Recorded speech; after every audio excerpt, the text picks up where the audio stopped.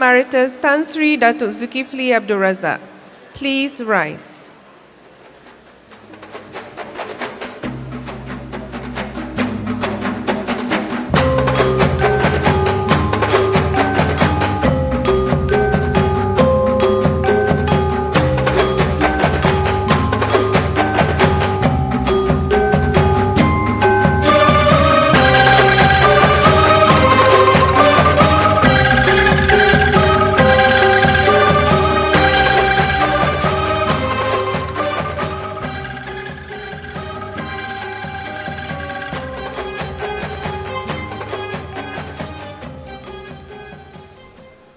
Please remain standing for the national anthem, Negaraku.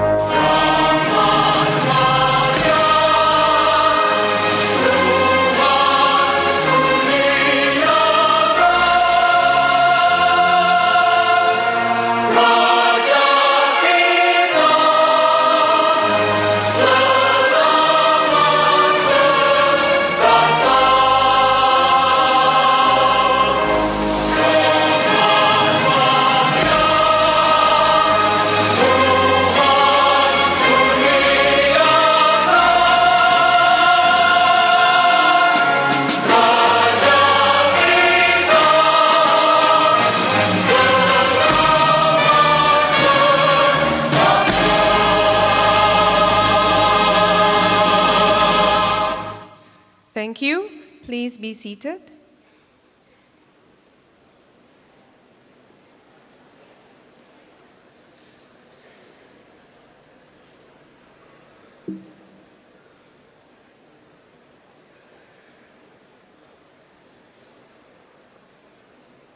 Selamat datang ke Universiti Islam Antarabangsa Malaysia.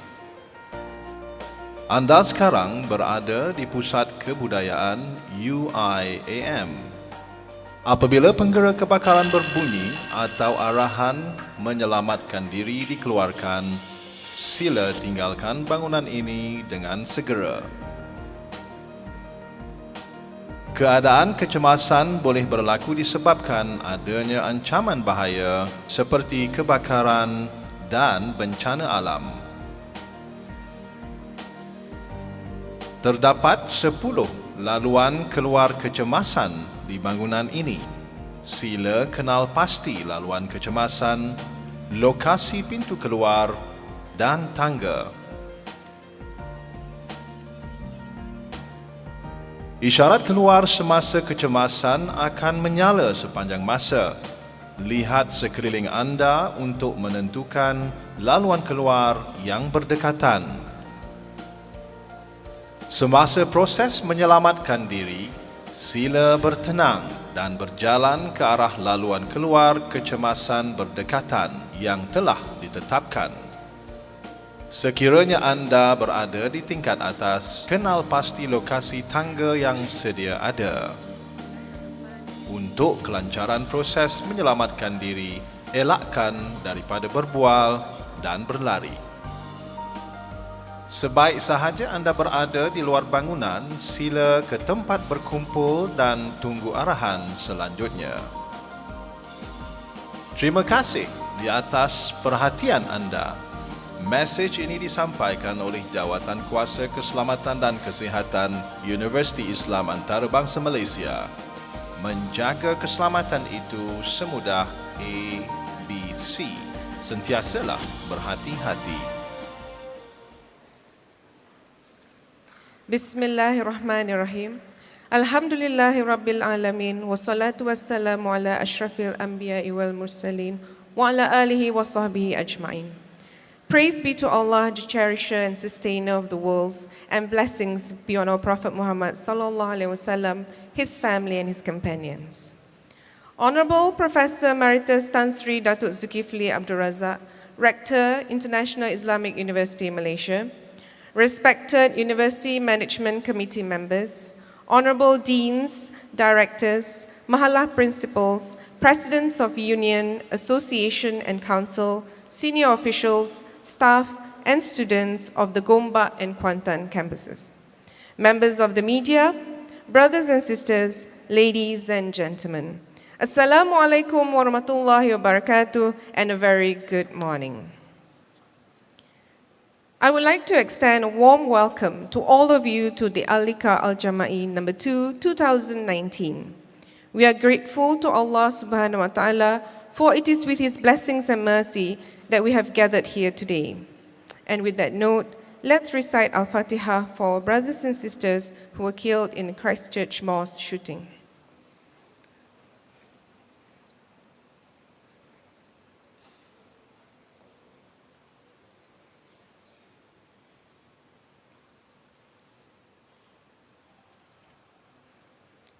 Let us begin the program this morning by listening to the recitation of Surah Al-An'am, ayat 95 to 99 by Ustaz Zaki Ghani from Sultan Haji Ahmad Shah Mosque.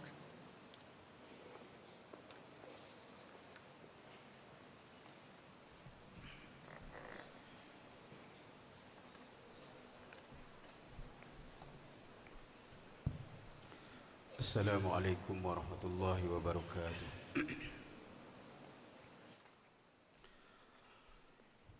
أعوذ بالله من الشيطان الرجيم.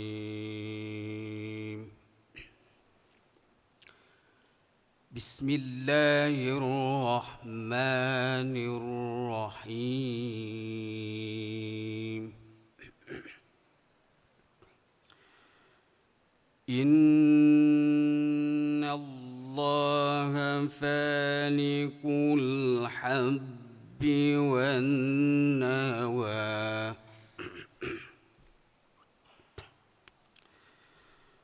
يخرج الحي من الميت ومخرج الميت من الحي ذلكم الله فأنى تؤفكون.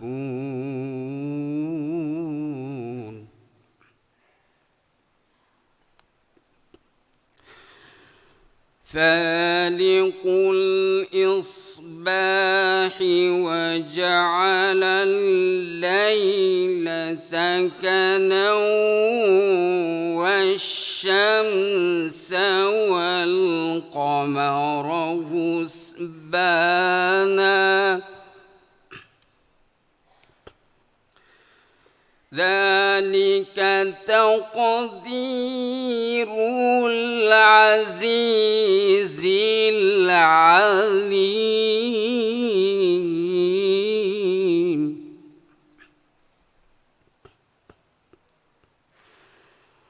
وهو الذي جعل لكم النجوم لتهتدوا بها في ظلمات البر والبحر قد فصلنا الآيات لقوم يعلمون.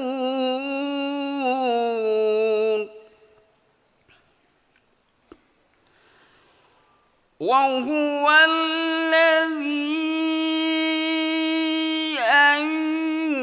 أنشأكم من نفس واحدة فمستقر ومستودع قد فصلنا الآيات لقوم يفقهون وهو الذي أنزل من السماء ماء فأخرجنا به نبات كل شيء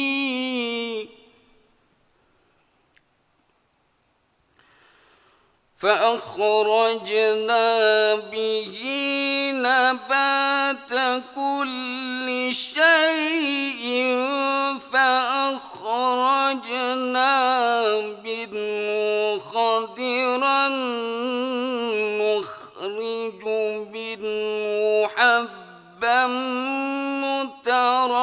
متراكبا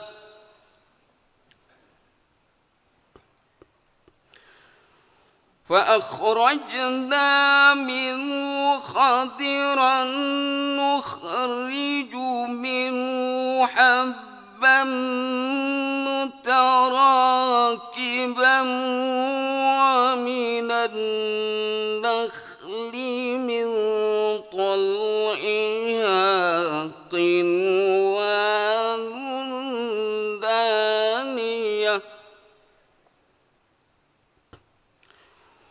ومن النخل من طلعها قنوان دانية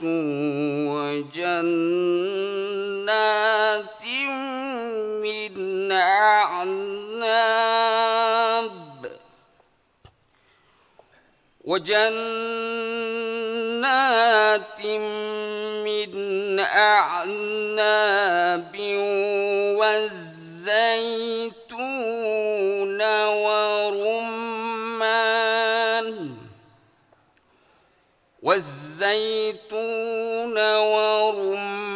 ورمان مشتبها وغير متشابه انظروا إلى ثمره إذا أثمر وينعه إن في ذلكم لآيات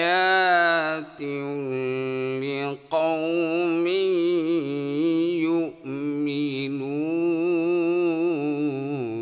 يؤمنون صدق الله العظيم. Thank you, Ustaz. Brothers and sisters, let us now watch a short video on the IIUM Roadmap 2019-2020.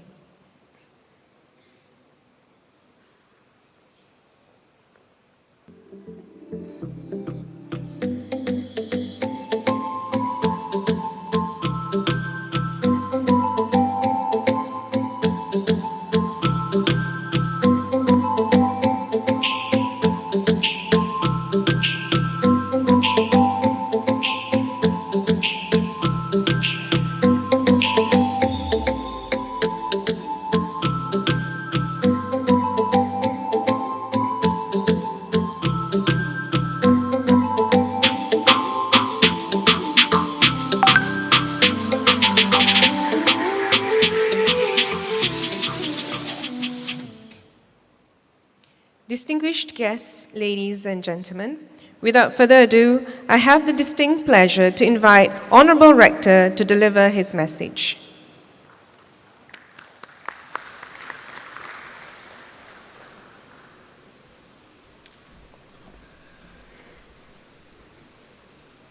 Bismillahirrahmanirrahim. Assalamualaikum warahmatullahi taala wabarakatuh. Salam sejahtera. Selamat pagi. Alhamdulillahirabbil alamin wassalatu wassalamu ala syafil anbiya mursalin wa ala alihi wa sahbihi ajmain. La haula wala quwwata illa billah. Saudara-saudari pengurusi majlis yang berbahagia, Profesor Datuk Said Arabi, rakan-rakan pengurusan dan juga warga kampus yang dikasihi, rakan-rakan media dan semua warga yang tidak ada kena-mengena dengan IIUM yang mungkin berada di sini. Saya terlebih dahulu melafazkan syukur kepada Allah SWT kerana kita dapat berkumpul kali ketiga bagi saya untuk kita memikirkan tentang apa yang wajar kita lakukan bagi universiti ini. Dan sudah tentunya hari ini bagi saya adalah hari yang cukup bermakna sekali. Selepas begitu lama, hampir lebih 6 bulan, kita duduk berfikir tentang apa yang perlu dilakukan bagi universiti ini. Hari ini saya merasa amat terharu untuk membentangkan satu lagi pandangan semua. This actually are all your work that I'm presenting to you, tentang apa yang kita rasakan penting bagi kita dan bagi universiti ini dalam rangka satu lagi agenda, bukan saja membangunkan universiti tetapi lebih penting lagi membangunkan ummah dan juga menukar perspektif tentang orang ramai kepada apa itu Islam. Oleh itu, kerja yang akan kita sempurnakan insya-Allah dalam 2 tahun ini, 2019-2020, merupakan satu titik tolak yang paling penting bagi saya dan saya rasa bagi semua rakan-rakan hadirin sekalian. Brothers and sisters, ladies and gentlemen, let me first of all thank Allah SWT for giving this opportunity to meet again for the 3rd time for me, and also to acknowledge your presence and also your contribution to the university. What I'm going to present here today basically is the work of all of you, to the discussion that we had over the last 6 months or so, that we have managed to put a kind of a roadmap, as it were, as to where we want to take this university forward, recognizing what had been given and what had been done for the university for the last 35 years. We're going to build on that strength. We're going to give some new insights and perhaps new directions, given the circumstances around it that has changed tremendously, not only within Malaysia but also worldwide. I think the incidents in Christchurch has again brought another story as to what we are facing, and I think there are other events around the world that is not well reported, where Muslims and Muslims institutions are being undermined, whether we like it or not.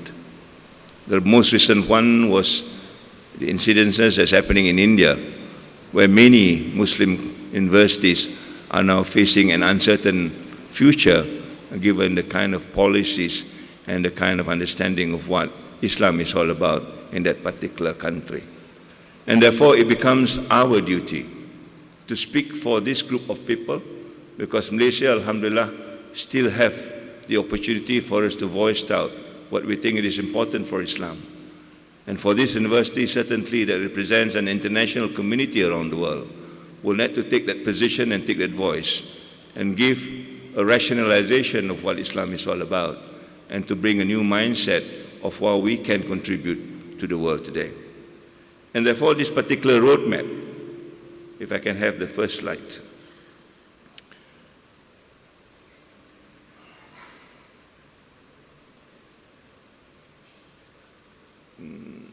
Okay.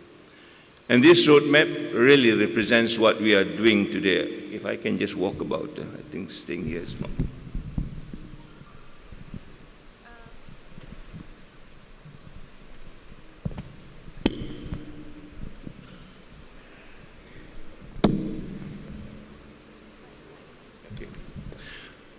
This roadmap particularly tells us where we have been in the last 6 months or so. I think with my first engagement with you, August last year, where we talk about what the university needs to do, and particularly in the context of change, what change we need to bring about, and to get a consensus of what this change is all about and what it means to us, will let us to now understand where are the activities that we are going to do. First of all, we engage ourselves with actual activities around the university, cleaning up the university, meaning to say that we take responsibility over this university, particularly in the context of a garden of knowledge and virtue.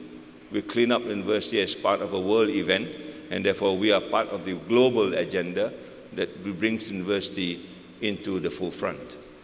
We then had a very humbling sort of experience, what we call the Humility Week, that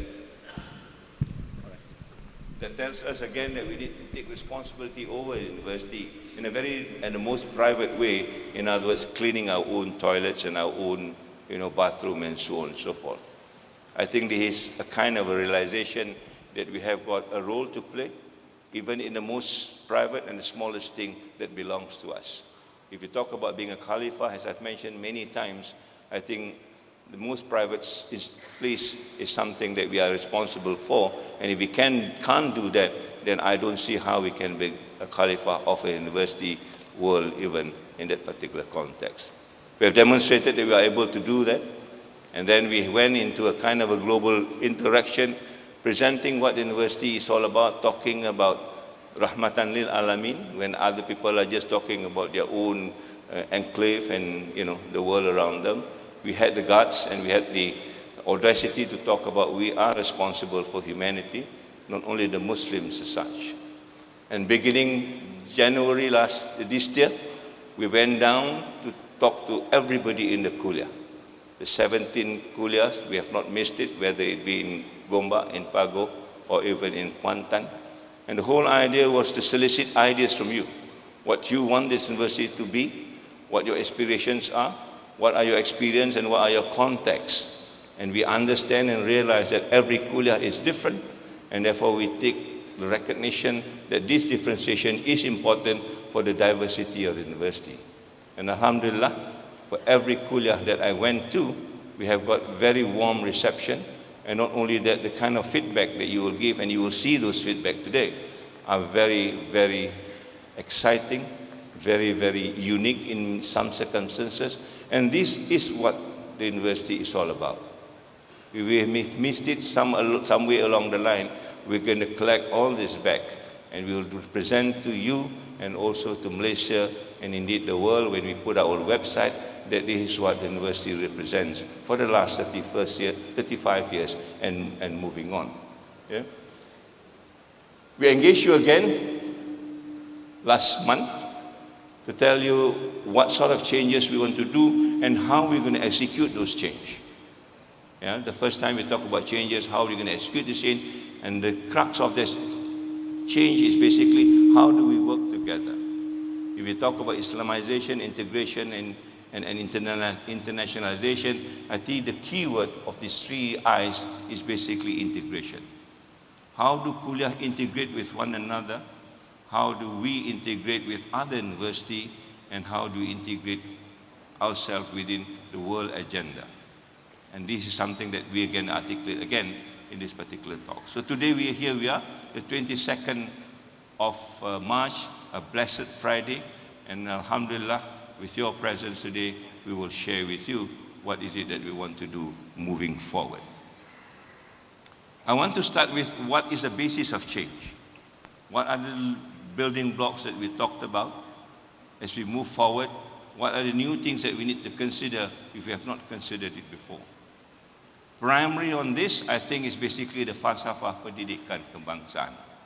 Last year, the Faculty of the Kuliah of Education successfully organized a seminar on falsafah pendidikan kebangsaan, and to revisit this document that is 30 years old. 3 decades has passed and we have not even talked about it. And there are many things that I say here, the 5 wisdom that exist in the falsafah pendidikan kebangsaan that really reshapes what education is all about in Malaysia. If the jargon has always been marketability, employability, and all those market jargon, we don't find that in the falsafah pendidikan kebangsaan. The falsafah pendidikan kebangsaan talks about a balanced human person, a balanced and a harmonic human person. And that is not even well articulated in the kind of teaching, in the kind of curriculum that we put, because the word balance was essentially absent in many of the things that we do. And it talks about balance in a very cohesive way. Balance about intellectual, spiritual, emotional, and also physical sense. And more importantly for me, it says it is balanced based on our compassion and devotion to God. Kepercayaan dan ketaatan kepada Tuhan. And therefore there is no apologies as far as I'm concerned when we bring religion into our education. Now it becomes almost like a polemic that we have quote-unquote oversell religion in our education system. If only we understand that is part of the falsafah pendidikan kebangsaan, you will now to make sense of why religion is so essential in our education system. And certainly an Islamic university like ours will need to make this statement, right? And why this is important? Because the falsafah tells us again, through this we will achieve what it calls kesejahteraan diri, a word that can never be translated in other language because it's very much nuances within our own context. And the kesejahteraan diri will enable us then to, it says here finally, menyumbang kepada keharmonian dan juga kemakmuran keluarga, masyarakat dan negara. To me, it is a total comprehensive package. Not only it is 30 years old, but it has also a lifeline for the future. And how do I say so? Because we can relate this falsafah pendidikan kebangsaan very closely to a document that is produced by UNESCO in 1996, which is about 10 years after the falsafah pendidikan kebangsaan, that talks about what is learning. It's just not about learning to do, that you go for lectures, learning to know, right? But it also named two other things that we have not done very well, that is learning to be, to understand who we are. Before you can be a complete person, you need to understand who we are. Before we can be a balanced person, we need to understand who we are. And I think this is totally Islamic. We are encouraged to know who we are before we know even the Almighty. But at what point do we do this in our education system? Because that will then enable us to live together. And the world is such that we have to live together. There's no way that you can live in isolation in the silos anymore, and therefore we need to live together. And then the proximity between this and this is so close that at the end of the day we are talking about what? Education for the 21st century. And when we talk about 21st century education, it is not about technology. It is not about machines. It is not about robots. It is about this. How do human beings transact as they move into the future, regardless what the future looks like, provided you understand who you are and what your responsibility is to the world at large. And if we can reconceptualize this, IIUM will bring another light into what education ought to be in the 21st century. Yeah? And as we talked about that, we will not miss also what is so close to us in the context of Maqasid Syariah. When we talk about kepatuhan dan kepercayaan pada Tuhan, this will be our interpretation, what the Maqasid is all about. Because education is about the protection of faith, life, intellectual lineage, and wealth. What else do we do for education? So when people are educated and begin to destroy life, then they have missed the whole opportunity of what education is all about. When people are educated and do not use their sense intellectually, and we see this all the time during this particular discourse, what is education to us? And all this, I think, needs to be, again, put in the context of what education in IIUM is all about. So these are the three building blocks that I think we have to take into cognition as we move in making the change as far as IIUM is concerned, looking at education moving forward. But that is not all, because we also understand that the university has got its mission and vision that was established 35 years ago. And that is to be respected, and that is to be enhanced, and that is to be enriched given the context of the larger context that we talked about, the falsafah, the UNESCO 4 pillars of learning, and certainly understanding of what the Maqasid is all about. But this needs to be reinterpreted, this needs to be redefined to a certain extent so that it lives a life that is relevant to where it is all about. Yeah? And that relevancy to a certain extent now is also dictated by another huge goal that begins 2016 for the next 15 years called the Sustainable Development Goal. And we have written an article that talks about the Sustainable Development Goal actually can be summarized into the 5 elements of the Maqasid. Yeah?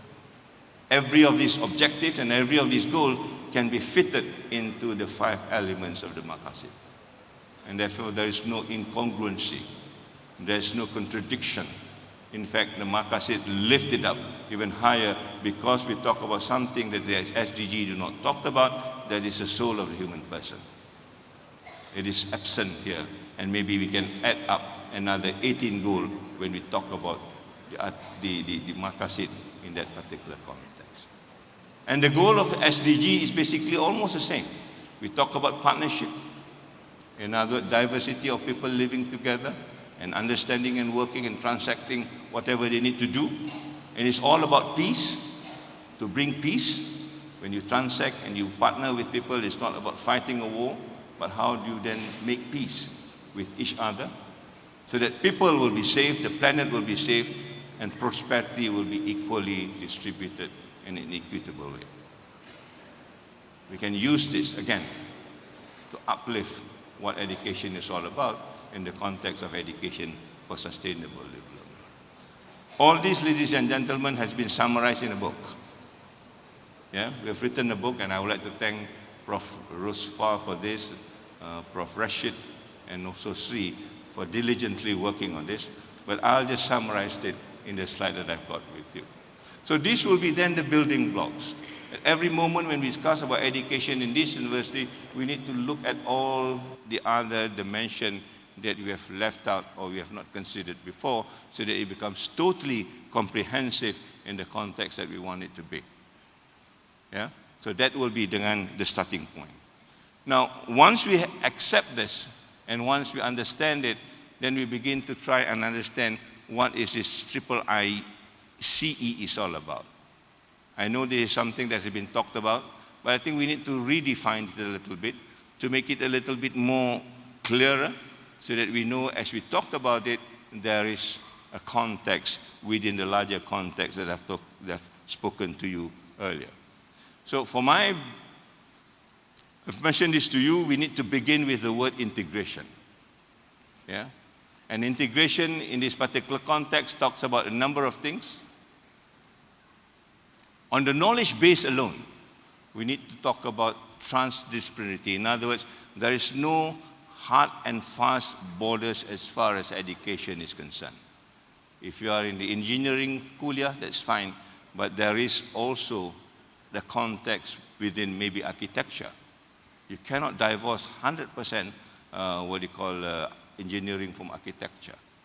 Yeah? And so on and so forth. And certainly, when you talk about revealed knowledge, this needs to cut across. And therefore, the transdisciplinarity is something which is important. Knowledge, whether we like it or not, are going to a kind of a convergence. We are going back to the Tawhidic understanding of what knowledge is all about. And it's not just dominant knowledge that comes from the West. It is also the indigenous knowledge around us. And this we discover as we talk to the Orang Asli, that their knowledge is something sometimes more important than what we know as far as Orang Asli is concerned. How do you bring this? How do you integrate it into the mainstream knowledge that they also have got contribution to play? And these are the roles that we're going to do. For that, we need to talk about the culture of Iqra. In other words, the reading, the reflecting, the writing, the discourse that we're going to have. These are all part of Iqra. It's not just mere reading and recitation. Yeah? And indeed, I'm very happy to hear the recitation this morning. I think the surah that was picked was very, very relevant to me. It talks about the garden. It talks about how do we actually transact within the garden. Those are the things that I think we need to now bring in and cultivate it into the university, that everybody is about promoting this kind of a knowledge that intersect and transact with one another. For that, we need to break down the walls. For that, we need to break down the barriers. We cannot live in silos anymore. And I think this is one of the major tasks that this change is going to bring about. And finally, then, we will feel this garden of knowledge and virtue. not just the building, not just the halls, but everything around it has also got meaning in the context of knowledge and how do you get inspired, just like the Surah An'am that we read very much earlier this morning. Yeah? How do you look at this? And I was very taken aback. The ayat 99 talks about the fruit and clusters that is hanging low. Yeah? And in fact, in trying to transact this tragedy, we are looking at the low-hanging fruits. And there are plenty that we have not plucked or picked and make it part and parcel of our contribution to the society around us. We'll go through that a little bit later. Yeah? So once you get this understanding of what integration is all about, beyond what you have understood before, but this particularly maybe in the knowledge, then we can talk about what internationalization is all about for us. Yeah? We've gone through this before, and what is important here, how IIUM creates its own benchmark. When I talked to the alumni yesterday, this was one of the key questions that was brought out. Who do we benchmark? And I think the consensus is we don't benchmark anybody. We want people to benchmark us. We create the benchmark. We create the Islamic benchmark. We write the rules. We don't follow just blindly the rules of other people's, including the ranking and whatnot. And that is internalization to us. How do we make ourselves present? By being unique, by having our own sets of values and sets of rules, and so on and so forth. That is internalization for us. And that can only happen if we begin to understand what Islamization is all about. Not just beyond theory and abstract ideas, but in action. Are we Islamized in our own action? The things that we do. And go back to the humility week that we talked about. The cleanliness around us. Are we responsible for it? Yeah? The kind of punctuality, the kind of courage that we show when we want to make a stand. This is to me part of Islamization, maybe more of action rather than just abstract thinking and theoretical knowledge. Yeah? How do you bring this about? Of course, it's a culture of amanah, because that is what we are in this particular context, that we take the role of articulating this for others in the context of Islam. The exemplary role as a Khalifa, how do you engage and be engaged with the community around this? We have earmarked Sungai Pusu and Kampung Orang Asli to be engaged with, certainly beyond Malaysia as well, but immediately we need to attend to them. We cannot be attending to the world while our backyard is not unattended. Yeah? And then here we begin to create this whole idea of what balance is all about. And therefore, for me, at least for this particular discourse in the next 2 years, when we talk about the IIE, it has to connect with one another. And it is an ongoing system. As we get more Islamized, we get more integrated, we get more internationalized, we become more influential in that particular context. And eventually, if we do this, then I think we will arrive at what I call the comprehensive excellence. So bear in mind, this is how we're going to look at this when we talk about the III and the CE. Otherwise, it's quite difficult to conceptualize what excellence and comprehensive excellence is all about, because that word is too big for us to actually realize it. If we break into small pieces of this nature, maybe there's a discourse that we can talk and work on it as we go along.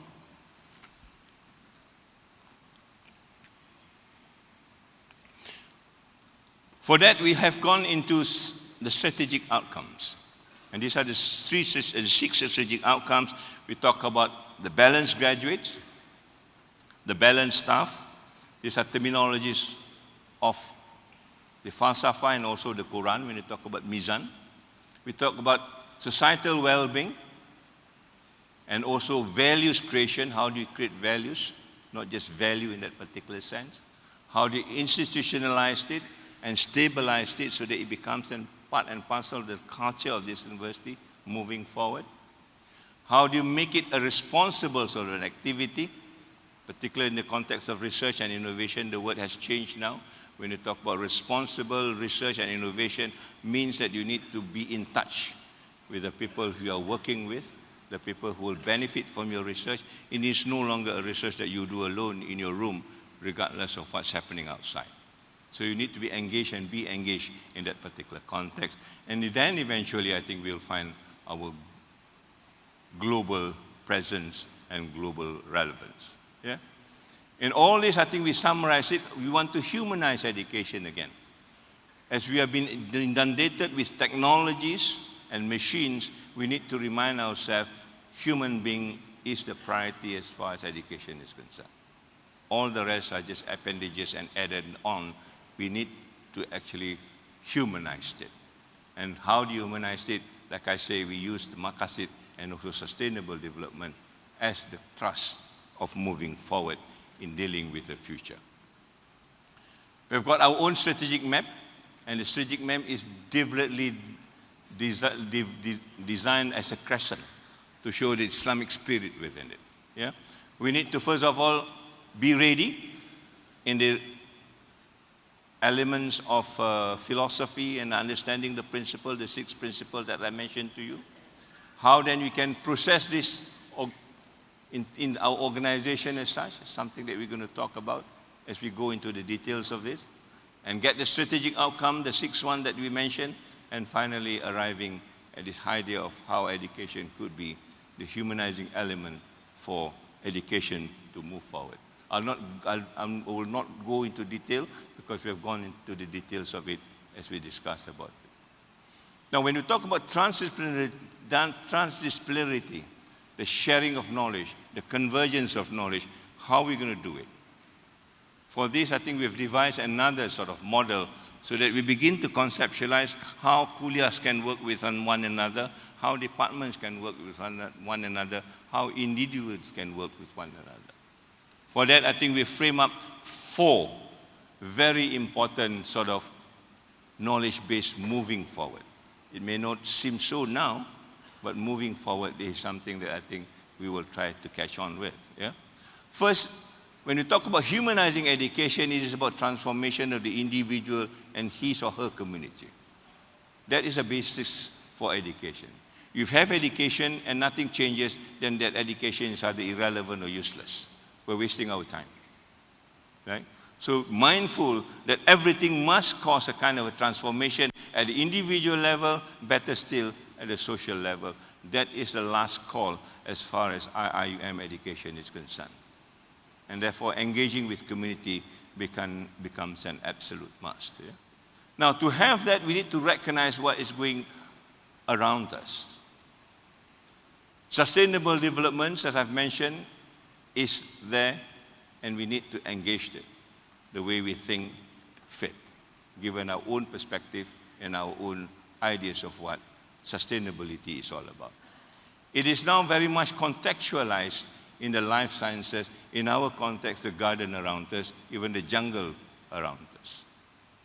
Knowledge is such now, it is inspired by the things that we see around us, and that's why the Surah An'am becomes very, very relevant this morning. Yeah? We are inspired by the things that we see. There's a new discipline now called biomimicry. Biomimicry is to get inspired from what we see around us. The insects, the trees, the plants, the fruits, the flowers, all these are inspiration that God has given us for us to learn and devise it. And how do you devise it? Basically, we need to use technology whether we understand or not. And therefore, there's a discipline called insectronics. Looking at the insect and how do you devise, make another, technological gadgets or appendages from it. And these are the areas that I think we need to look at in trying to understand what the environment is all about. Yeah? And last but not least, this whole idea of post-material studies. Science has gone into, quote unquote, the dogma that we only talk about science, things that we can feel, touch, and measure. That is no longer the truth. Yeah? Last week, I think the United Nations has just released the World Happiness Report. Happiness is not tangible. But yet, it is now one of the measures of United Nations. If you can measure happiness, you can measure consciousness, you can measure spirituality, you can measure intuition. And this is where people are dwelling now. But Muslims must get involved with this. Otherwise, people are measuring sometimes the wrong thing. The context of happiness, for example. Some people say happiness is genetically linked, and therefore begin to devise of how to make people happy in a very, very simplistic way by giving money. So these are issues that I think we need to get in touch with when we talk about the post-material science, and this is where spirituality becomes important. So for us, at least for me, these are the 4 new areas that we begin to work so that the kuliah will not be just a kuliah alone, but a kuliah that cuts across the whole spectrum of knowledge that we have got. And for that, alhamdulillah, when we see which kuliah is interested in what knowledge base, we see this at least as a first expression of interest. We're going to work a little bit more who in the kuliah are actually responsible for this and want to dedicate and involve themselves in building this new discipline moving forward. That is what we're going to do later. But already there is an indication of these cross boundaries, of this sharing of knowledge among the kuliah themselves. And I think this is probably a good sign. Yeah? And to demonstrate that, why this is important, because all these parts of this tetrahedron are interconnected with one another. Yeah? A, B, C, and D are all interconnected, and therefore the mobility of people, the mobility of knowledge, and the transdisciplinarity becomes a portion of that particular movement as such, to end up with what we call that convergence of knowledge. An example from what we have done, this probably still not the last. I was told there's many more coming. Yeah? But as of yesterday, we have seen a number of flagships. Flagships mean it is led by a kuliah, but supported by other kuliah at the same time. All right?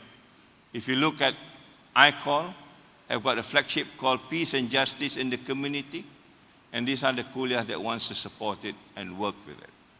And therefore, we have got this beginning of this transdisciplinarity coming on board. Yeah? More clearly and I think more tangibly is basically the River of Life by the Kuliah of Engineering. In fact, they have even started this project 2 weeks ago. That they gathered together with people from different disciplines, students from different mahala, cleaning up the river. It's part and parcel of this River of Life project that is now being done by Malaysia. Yeah? One of the top 10 world-class projects that is now being undertaken by by our country. And if IIUM can be part of it, because we are in a very crucial part of it, because we control, quote unquote, the upper stream of the river of GOMBAK. If that cannot be clean, then the River of Life will never be a river of life, because all the pollutants, all the toxins are still at the higher point of the river. So there are many more. I can go into this. Yeah? The electric coaster, which is again done by Kuliah of Engineering, hopefully will be launched next month, and how we turn this campus into a low-carbon campus. Not just a garden, but a low-carbon campus at the same time, again, meeting these objectives of global warming, climate change, and how do you deal with it. And there are plenty of it. Yeah? Some of this, I think, needs to be defined a little bit further, but you can see every kuliah has got a flagship of their own that other kuliah will support it. And I think this is something which is amazing moving forward. Some of this has already got interest from outside body and other funders. Yeah? There are more of them, right? Engineering, science, allied sciences, dentistry, and so on and so forth. Yeah? And there are 21 of it. When I started and mooted this, and I'm happy if we can get 10 projects. Now if we've got 22 projects, it makes me dizzy. Now, how do you deal with it, 22 projects? But that dizziness, I think, is taken away when from Hafiz said he has got 1.8 million ringgit to offer to support the flagship program. Yeah?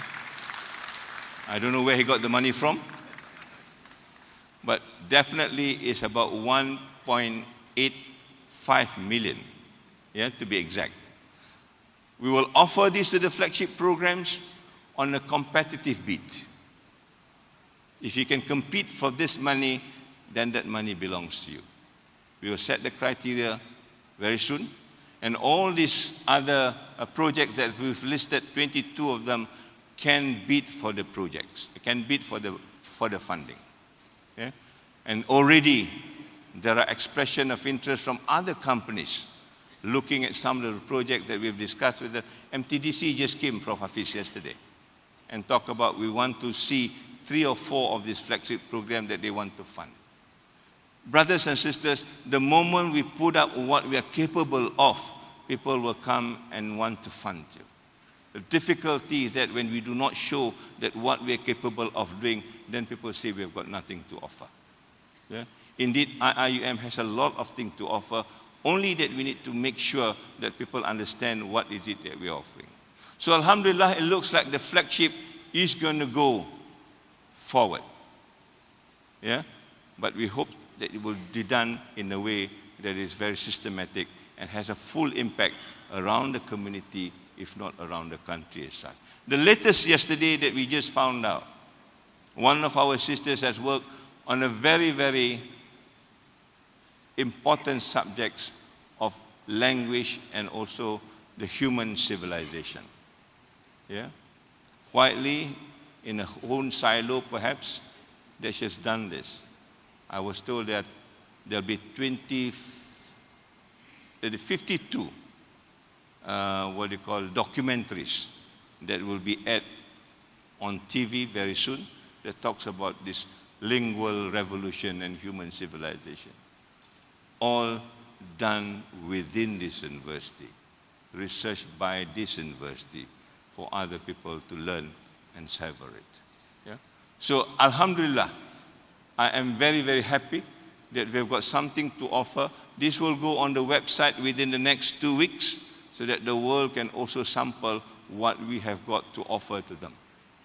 And once it goes on the website, please make sure that it is what it is. I don't want people to go on the website, we claim this, and we are not sure whether we can deliver it. Yeah? And that's the professional part that we need to keep so that we becomes reputable in that particular context. Yeah? So as far as the flagship program is concerned, I think we are set to go.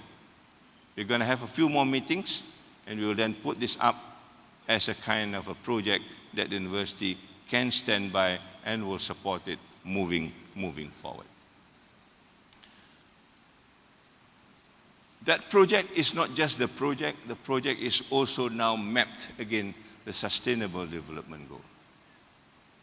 Every of these projects has got a link to the 17 Sustainable Development Goal, and this university has worked on all the 17 goals that the United Nations aspire for. None of these goals are missing. From 1 until 17, you see all the kulias are involved. Some may be a loner, yet we need to find companies on this. But certainly, we have got it made in terms of mapping where the Sustainable Development Goal is and what the flagships is all about. So already, we are on the international pedestal. We need to deliver this the way we have designed it to be. Yeah? And for that, you also know that we are beginning to adjust some of the structures that we need to do. And we have now renamed the Office of Research and Innovation to Responsible Research and Innovation, with that caveat that I mentioned to you. We need to work with people who are going to benefit from this research and also co-learn from them as far as that research is concerned. For that, we also have now moved student affairs, used to be known as HEPA, all over the countries. Only us, we are not HEPA. We are now student development and community engagement. Part and parcel of the duty of the students is to be engaged with the community, as much as they are forced to engage with the industry. Yeah? There's so much about talking about the industry, going to industry. We've got the CEO industry coming to lecture us. We are going to get CEO from other bodies like Mercy, Magna, and all the other things that have been working with communities to be part of our CEO, so that we can also learn the other way of dispensing knowledge to the community. Yeah? These are the group of people who have been working with me for the last 6 months or so. I would like to thank them. We have changed their scope a little bit so that they answer what we call the structure follow the strategy. The strategy is such, and therefore the structure must commensurate with the strategy, otherwise it will not work. Yeah? And the strategy is all about change. Here is a change for advancement. You talk about change, and also you need to talk about the institutional change, the kind of structures that we're going to work on. And there are many of these now in the pipeline that we are discussing. So just to be mindful that the change is not only in terms of our thinking, but also the structures of the university, indeed the meaning of the university itself over a period of time. And these are some of the alignments that the deputy rectors are doing. Is Professor Isarji will look at many other things that we have not taught before, yeah? Including the falsafah pendidikan kebangsaan. How can it be embedded as part and parcel of the change that we're going to move forward? Yeah? I will not discuss about this in detail. Deputy Rector, Student Development and Committee Engagement, Dr. Zul, talks about these many things that we have done. And I think some of the new things that wasn't mentioned here, the one thing that excites me that the student, development will also involve in what we call the indigenous sports event. Yeah? I'm told by Dr. Zul now we have got 48 indigenous sports coming around the world, and we are going to organize the first indigenous sports in this country, if not in this region. And this is recognizing again the diversity we've got. I cannot imagine what it is, 48, maybe from Nigeria, maybe from Malaysia, maybe from wherever. Yeah? And these are simple sports. These are not sports that is expensive. We talk about e-sports, you're going to cost us a bundle. The ministry is sponsoring the e-sports, fine. But we're going to sponsor the indigenous sports. And we're going to link this, inshallah, to the World Indigenous Sports. We are now making contact. They only run 10 sporting events. We've got about 48. So, inshallah, this is another thing that we will then put forward as far as living together with the different cultures and the different values. Yeah? That is for student development and community engagement. For internationalization, we're also talking about how do you now expand the boundaries of not just education within the context of what we know now, but also in context of engagement. This one is relevant very much into the Rahmatan Lil Alamin. Yeah? So we are also studying whether we need to increase the population of non-Muslim in this country, in this university. If you talk about Rahmatan Lil Alamin, do we need to do that so that they can also learn from us what Islam is all about on its practice, rather than just hearing it from medias and so on and so forth. And last but not least is certainly this research and the way it is going to work within the community. And I've mentioned here the support that they're going to extend for the flagship program and the kind of funding that we mentioned about. Yeah? So all these changes will come, and I hope you'll bear with us as we create these changes to make it more relevant to the movement of this university moving forward 2020 and hopefully beyond.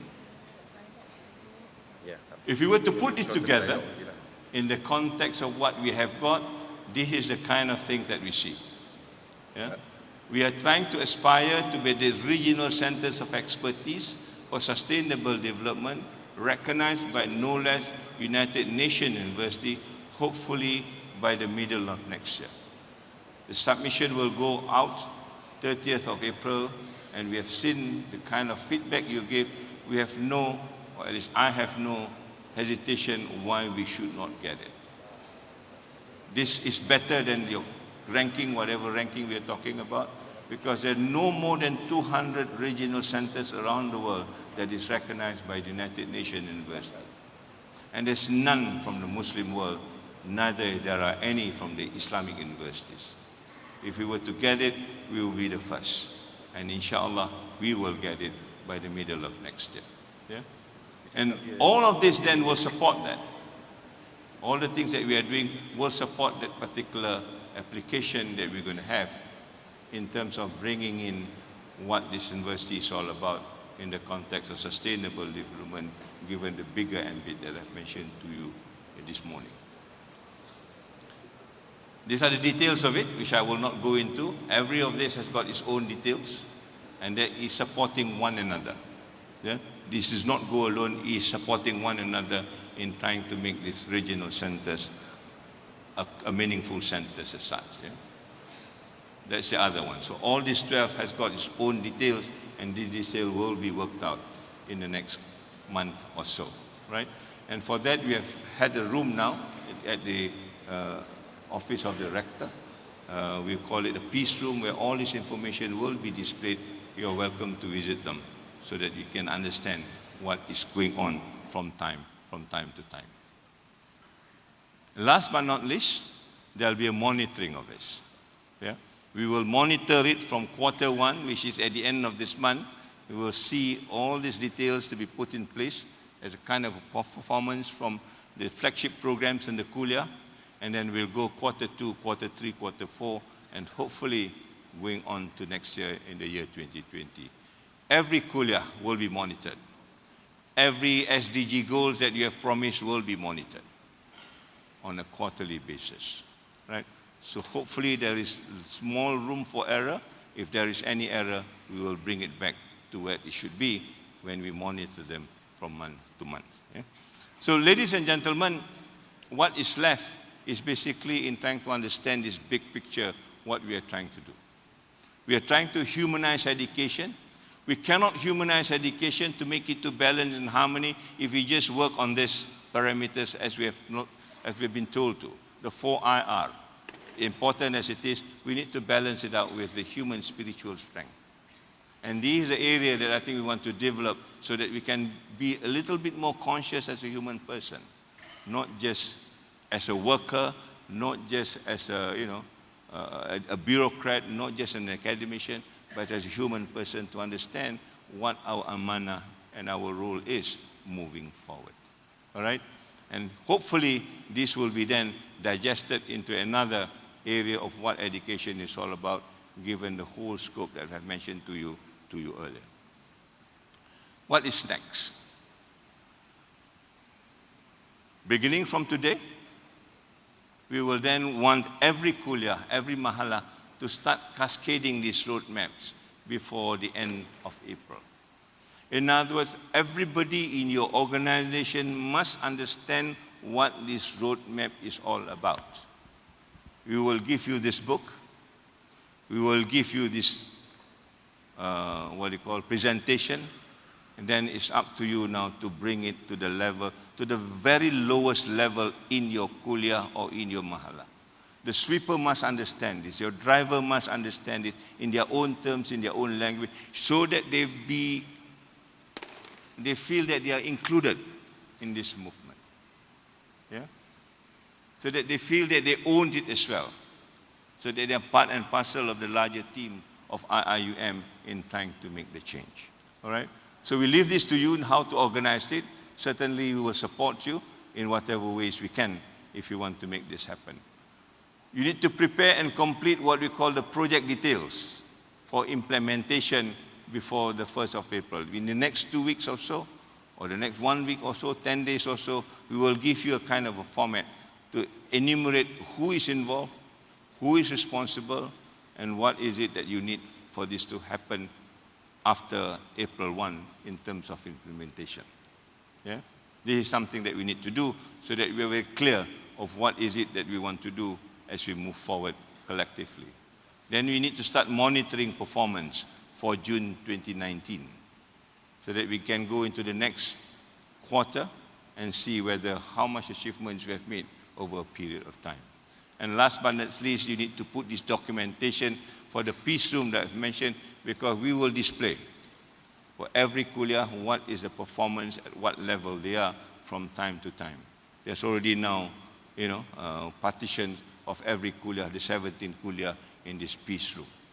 And we want to see this happening before we even embark on it And this is what the next assignment will be from all the kuliah, and I hope we will also get the same support that we get from all of you.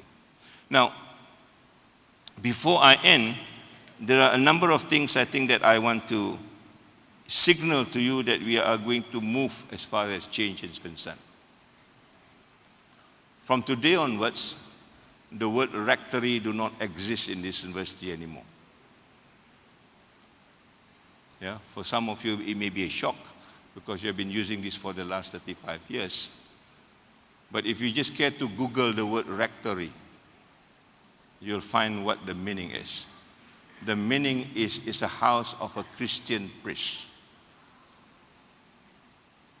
I'm not going to be that Christian priest. Yeah?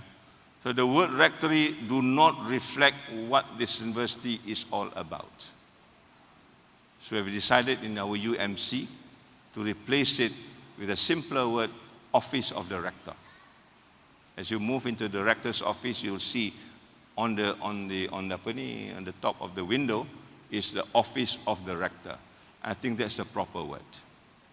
Right? So we're going to delete the word rectory. From today onwards, if you have to use the word rectory, substitute it with the office of the rector. We've got the office of the president, we've got the office of the rector, and we've got the office of the campus director.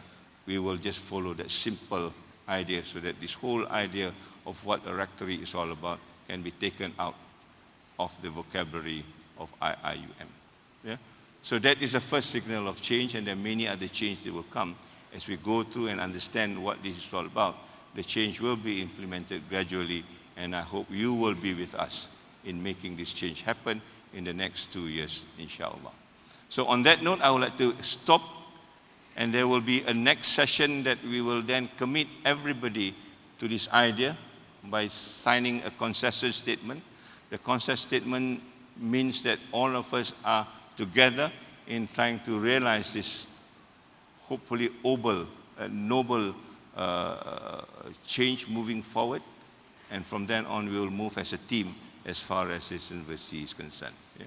I'd like to end by thanking all of you. Yeah? I've never felt so excited and so elated that we have now got a plan that we need to put in place for the next 2 years.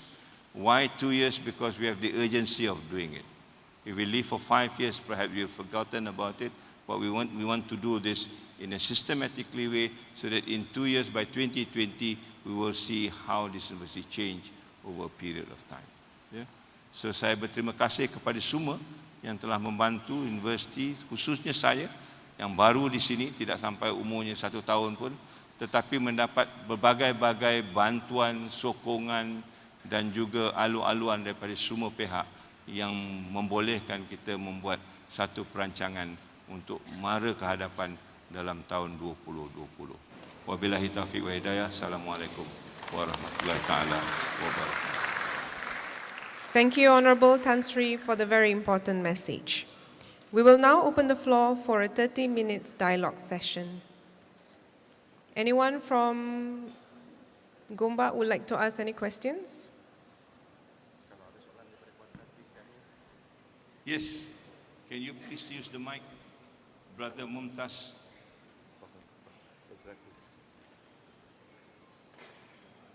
And speak slowly, please.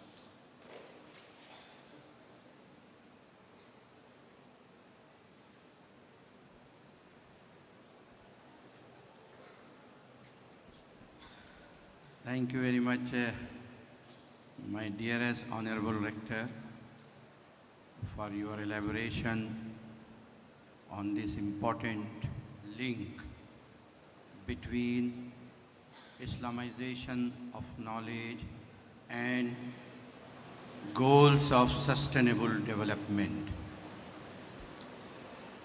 By the grace of Allah subhanahu wa ta'ala, I am here in this university for last 32 years and serving and doing my duty. It is not an emotional attachment to IOK. It is well thought of view that we appreciate goals of sustainable development. No doubt about it. We also understand very well that these goals cannot be achieved until and unless we create a strong link between Islamization of knowledge and goals of sustainable development. Honorable Rector, once I study on this issue, I refer to more than 25 books on sustainable development. Each one of the author discussed that these are all our goals but not yet achieved anything of this in their proper way. So what I feel that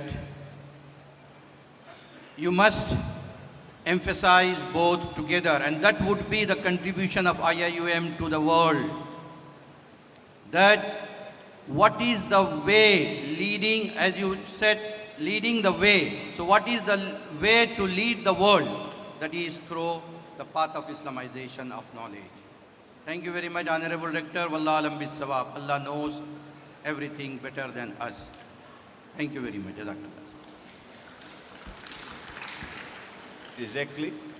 Our contribution to the sustainable development, not only achieving the goal, but also reinterpreting it. Yeah?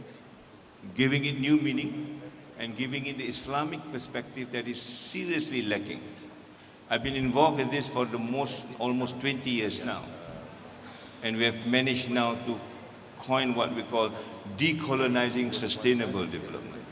The publication is published by United Nations University, no less. In other words, United Nations University is also beginning to see where the gaps are in sustainable development. But we need to move this in a very strong way, not by individuals, not by institutions, but by community. And that community will be our community, the Muslim community. So there's a lot of work to be done, because we need to understand this very well, so that we don't see this as something which is divergent from our thinking, but it's something that we need to add on and make it work. It is about a lifestyle. Sustainable development at the end of the day is about lifestyle. What lifestyle? Lifestyle that is not wasteful, lifestyle that is prudence, lifestyle that is frugal, lifestyle that is, in our context, pleasing to Allah subhanahu wa ta'ala. And therefore, the very simple way is that we don't waste water. We don't waste electricity. We don't waste papers. We don't waste time. These are all part of sustainable development. This, to me, is very Islamic. I think sometimes we have taken things for granted. That in the rector's lobby, we still cannot find one switch that switch all of the lights. I've been asking the guy, mengapa lampu ni pasang 24 jam? Switch ni tak tahu di mana, Tan Sri. You know, that's not an acceptable answer. You know? So these are the things that you need to be mindful. It is all within ourselves. If you just can go out and switch your lights, you're already living sustainability in the simplest sense of the word. Yeah? If you take your wudu and do not full blast, that's already part of sustainability. You know? And if you can use your paper depan belakang, that's already part of sustainability. If you can have a meeting and not putting on the aircon because you don't have to wear your coat today, then that's already part of sustainability. So it's so simple, it's so Islamic, but we are not doing it because we think this is not divergent from. Thank you, Mumtaz, for that. You're going to have a conference in October. I hope your conference will also talk about this.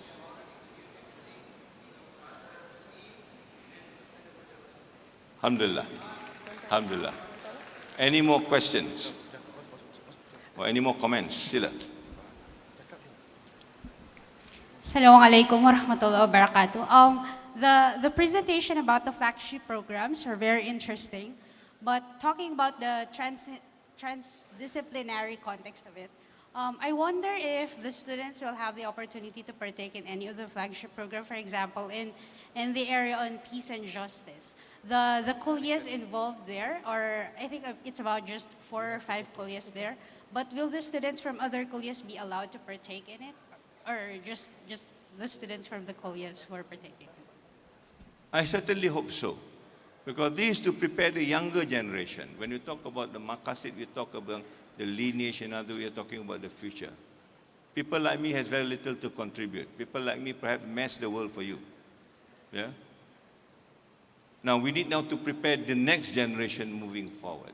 And therefore you need to be involved in whatever we think it is important for you.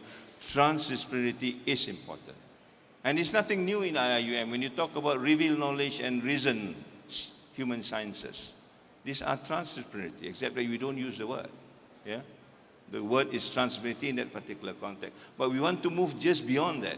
We want to integrate the science and the social sciences. We want to integrate the dominant language, the dominant knowledge, and the indigenous knowledge.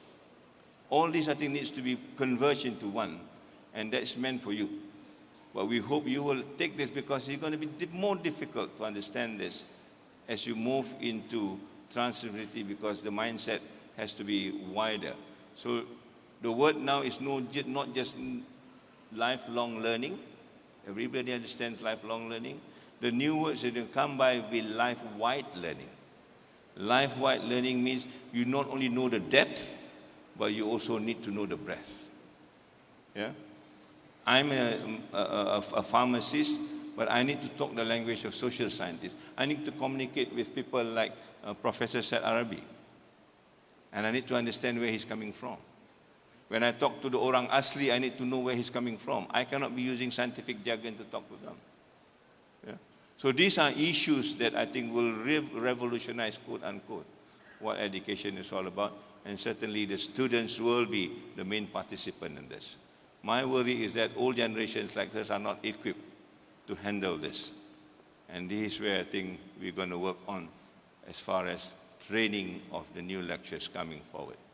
Sila.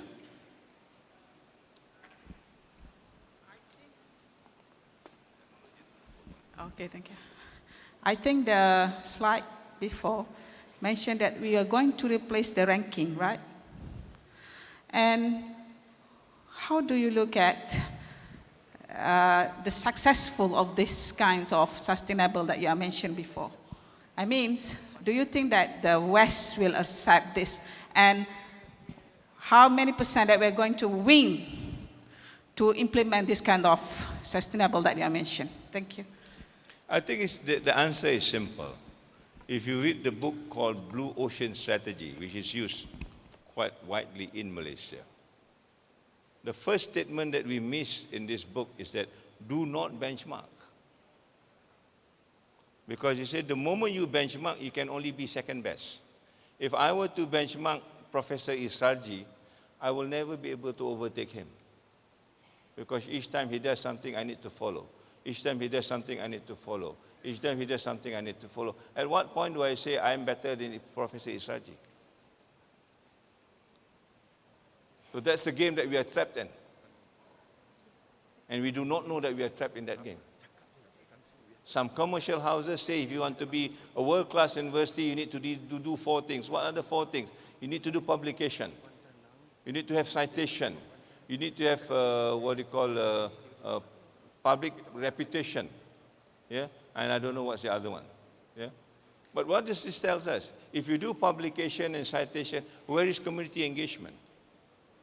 And you are told you only can publish in few journals, top-tier journals, sponsored by what? Sponsored by another company. If you publish in different companies, you will not be counted as far as the rankers is concerned. We are trapped in a game that they devised for us, and we do not realize that. Now, if they can do it, why can't we do it?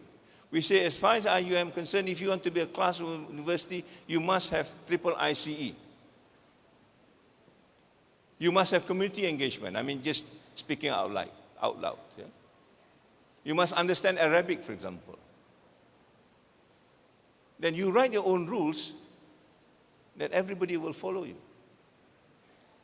So the mindset must change. If you want to lead, then make sure you have the capacity to lead. You cannot be saying leading the way and then you're following somebody else. I think that something is wrong with our thinking. So we have decided, at least I have decided, we're going to move out of the ranking. We're going to create our own ranking. And I think this has also been taught by the UMC. How do you create our own ranking? How do you create our own benchmark? Remember my slides. Yeah? We're going to create our own benchmark by redefining certain things of what education is all about. If we say education is about falsafah pendidikan kebangsaan in Malaysia, just talk about Malaysia lah dulu. Yeah? If we say falsafah pendidikan kebangsaan is important in our curriculum, that is one syarat to be world class in Malaysia, then you're already leading the way. And I think 90% of the university will fall out because 90% of the university do not have falsafah pendidikan kebangsaan in their own strategic thinking. So it's up for us to think what we want. What we want is not because of our egoistic instinct, but because we want to serve the Ummah. And this is what the Ummah wants. And therefore the criteria must fit what they want rather than the other way around. Yeah? I hope that is quite clear. Yeah? Okay, and a lot of work to do in this particular context. Sila. Tan Sri, we are going live in Kuantan. Where are you? Kuantan. Oh, Kuantan, yes. Yeah. Can you just give Kuantan, otherwise Hafiz will get very upset. All right. Anyone from Kuantan? Do you have questions from Kuantan?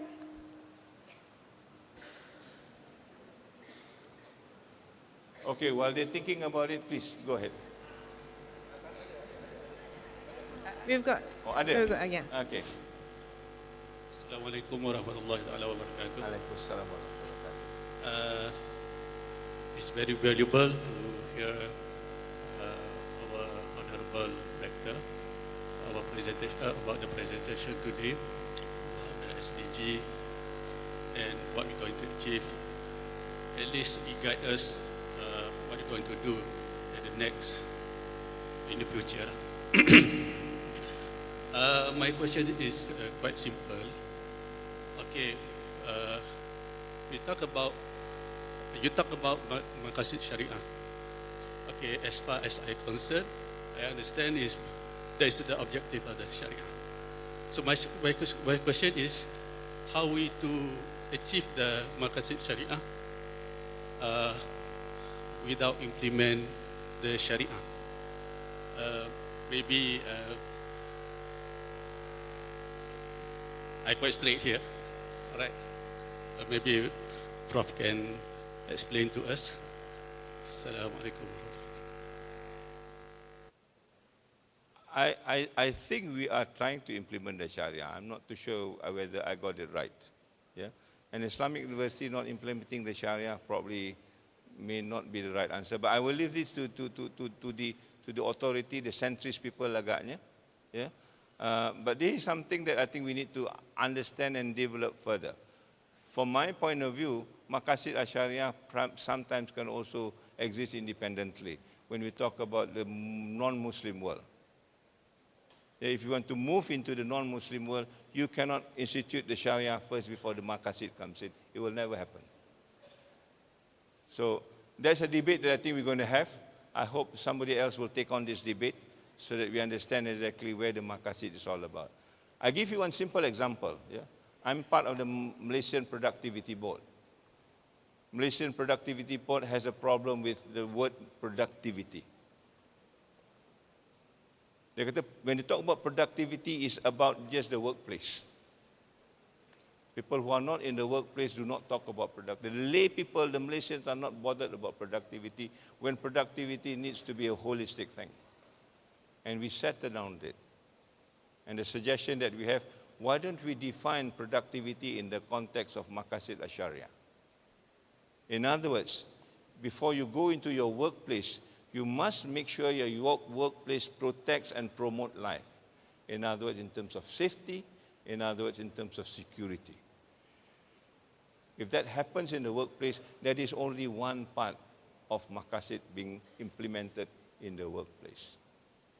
You go into the workplace, you must use in your own intelligence. You cannot be just a man that put on the screw without thinking. Yeah? And what was the response of the board? The board's response, they kata, this concept is mind-boggling. And I'm quite sure not any of the workplace are Sharia-based. So we need to look at it from a different perspective. Is Sharia important first of all before Maqasid comes in? Or can Maqasid comes in a place where Sharia can be implemented later? That's a question that I think we need to debate on. Yeah? But thank you for that question from Kuantan. Yes, maybe you want to answer that question also. Assalamualaikum, Dr. Sila. First of all, let me introduce myself a little bit. My name is Muhammad Huzaifah Shubli bin Yassin. I was a student here, 6 years. I did, my major is in, I don't like to say the word, it's politics comes with negative connotation. But I did political science and I did my minor in Usuluddin and comparative religion. So after that, I worked with the university, with IIUM Holding, at the subsidiary IIUM Center for Continuing Education for 2.5 years, as a admission, as a marketer and admission. Okay. Then I got married. I decided I need to do more, and then I become an agent for the university, a freelance agent, and I start my own enterprise, Shubli Education. You married another alumni, no? I am an alumni, yeah. I'm registered alumni. I didn't bring the letter, sorry. And my father used to work with the university for 25 years, Mr. Yassin Babu, if some of you may know. I would like to congratulate, first of all, for you coming here, for the new team. I think some good changes are coming, at least there's assembly and all. But I would also like to point out that there are some problems, I think. First of all, of my few years here, 10 years, my observation, I think first of all, the main problem is about coordination and culture. Okay? Is that we have a problem of between the superior and subordinate, in terms of understanding, in terms of humanity, in manusiawi, It's like in some instances where we know that la yu'minu ahadukum hatta yuhibba li ahihi ma yuhibbu li nafsihi. You are not a complete believer unless you love what is for your friend, your akhi, your other person, like you love for yourself. You see, like if I will not do it to myself, then why would I ask someone else to do it? Why would you put it to someone else? Unless you are selfless, you will do it, But that's the main problem.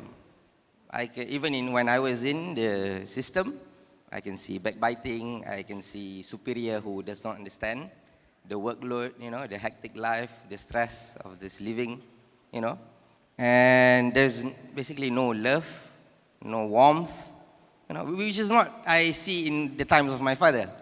In my father's time, we used to bring the students who has problems to our house even, accommodate for them, and make them like a family. Make your staffs like a family, like your own children, I don't see that happening now, which worries me, Which it could be in line with our vision as humanity and Islamization, And the second problem is, you see, between the students and the staff's relation, It's like we are different, we are distant, especially the foreigners. It's like they don't belong here. When they had, paid a lot, and they had came all the way, hoping very high and expecting Islam, and they did not see that happening, So it's disappointing. Some of them would rather go to US than staying here. Some of them say to me, like this one guy from Dubai, he say, how would I ask my family or friends from Dubai to come here if I myself is not satisfied with the services? Okay, I can bring him personally to you. He's a quality management from Dubai. His name is Sa'adat. And there's more, but I think we should start off somewhere. Yeah, and I'm willing to help in any ways that I can, even for free, because I already have my own company and I'm making money on my own already. I'm doing trading, I'm doing tourism. So I'm having a class even this weekend. This Saturday I'm having a study skills class for the children of the staffs. I can do it for free even. It's just that I have a wife, I have some commitments, Thank you very much. And inshallah, we'll keep in touch, inshallah. Okay, thank you very much. I think we've addressed this question before. Particularly, it is a human problem. What is so different in IIUM? If this happened in another university that I've worked with, I can always dismiss that. It's a human problem, we'll work around it. But being an Islamic university, it's difficult to just dismiss that. Because we talk about this relationship. And in my last Liqa, we talk about trust and trustworthiness. That's the bond that makes us work together. And that cuts off all the things that we've been saying. If we can trust and have trustworthiness with one another, I think most of the issues are solved. But we need to develop this. And I mentioned the last time, we got this from where? From Finland. When I was talking to the minister of the Finnish university, Finland. Yeah? By the way, the World Happiness Report, Finland is number 1. Yeah? Malaysia is now number 80. We dropped from 35 to 80. Just over 1 last year. And you know why we dropped? Exactly like what you say. There's no trust. We've mistrust. We actually, squandered many things that we should have done better. I think the issues are clear. The solution is also clear. I work with Professor Isaji, sorry to make him the guinea pig today. We work on the basis of trust. We stayed in the same office, his office right in front of my office. But I never take a phone and say, Isaji dah datang ke gini? Dia dah 8:30 ni. Where is he? Because I know he will work on the trust that we gave him, and the amanah that we talked about, and we sing all the time. And that's all that it is. Yesterday when we talked with the alumni, there was one question that asked about, why are we doing these things in the social media? It's about trust. You want to work in the social media, fine, but where is the trust? Are we going to say something that is not palatable to other people just because you are anonymous in the social media? These are issues that I think we can settle it ourselves without even the university getting involved. Provided you understand who you are, and that's why the learning to be is so important. The complete person that we want to create and nurture within the university will have that value ingrained. The university that talks about the garden of knowledge and virtues. Where is that virtue? Yeah? So I think it is not a rocket science. I think we can agree in this hall itself that if all of us work on the basis of trust, as you walk out of this room, the problem is solved. I don't have to get Osam to watch you and see where you go. And we're going to do many things, all based on trust. And if that trust is not there, then I'm not too sure whether we will be successful. So you start thinking whether you want to adopt this way of life, and this is an Islamic way of life. And of course, everybody else has done it. The non-Muslim has done it. The Japanese has done it. If the Japanese can do it, if the Finnish people can do it, why can't we do it? After all, we are the best ummah. And these are issues that we need to reflect on. Yeah? And I also bring the question yesterday that why the fences around the female marhala is so high. I don't understand. Yeah? It's almost like a fence to prevent people from escaping or from people from coming in. In an Islamic environment, you have that kind of a fence, it upsets me.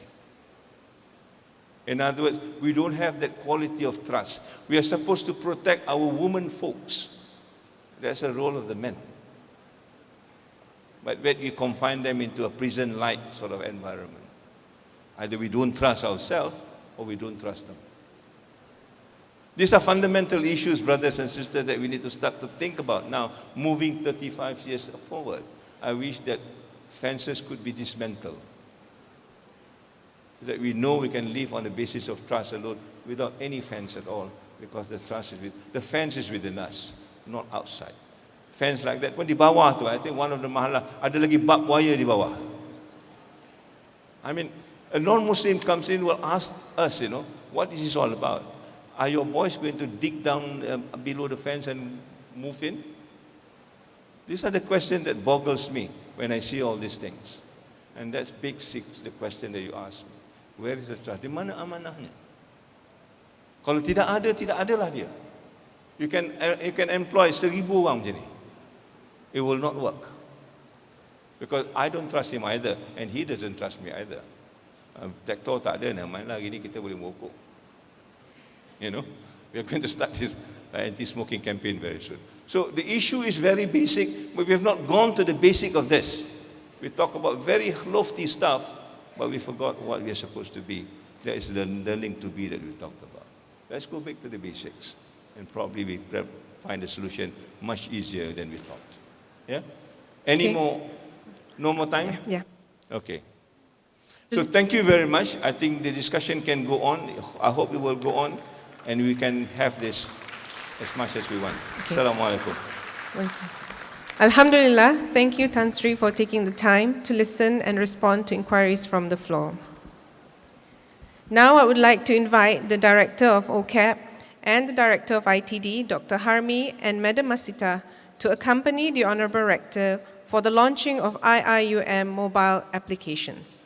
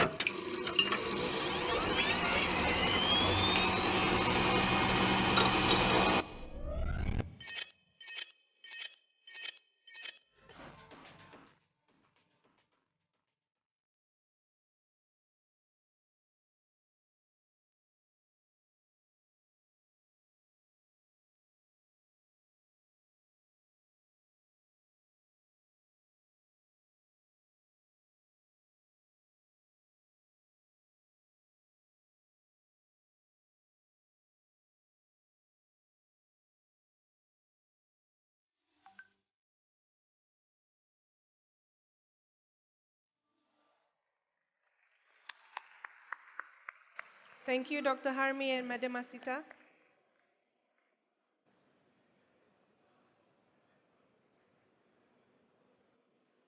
Congratulations.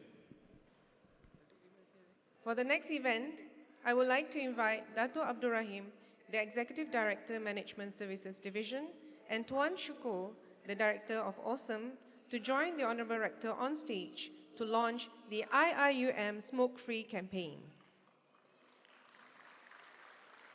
The purpose of the campaign is to promote awareness among IIUM staff in reducing the addiction of tobacco and making IIUM a smoke-free campus. The initiative to organize this campaign will encourage healthy lifestyle among IIUM staff.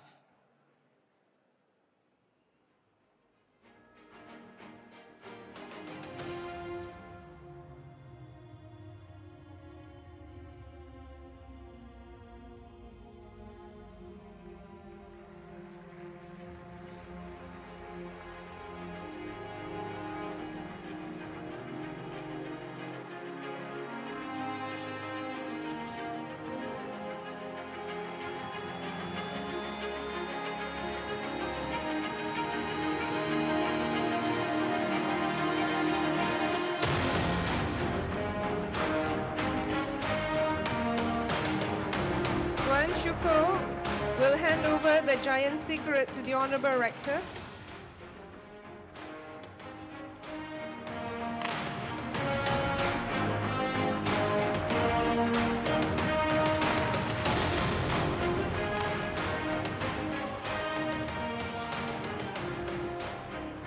Now I would like to invite Dato Abdul Rahim to present the Smoke-Free Campaign T-shirt to the Honorable Rector.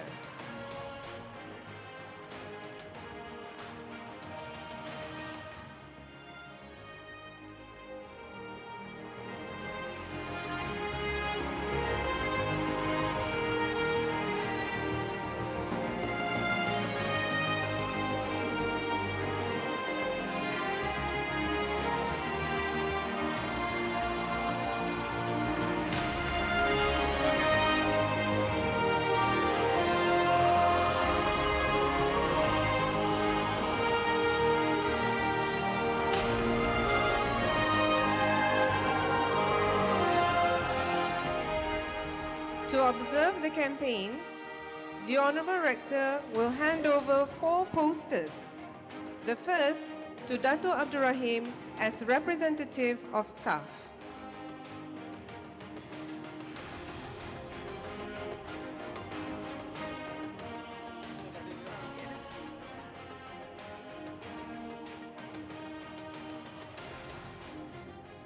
The first to Dato Abdul Rahim as representative of staff.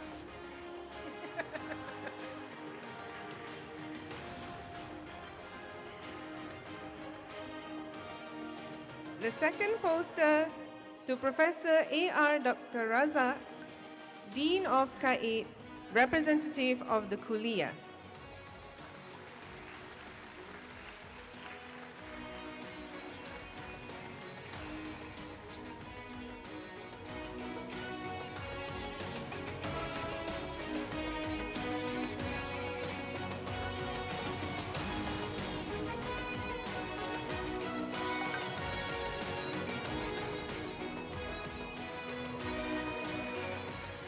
The third poster to Dr. Sufyan Hamad, representing the Mahalas.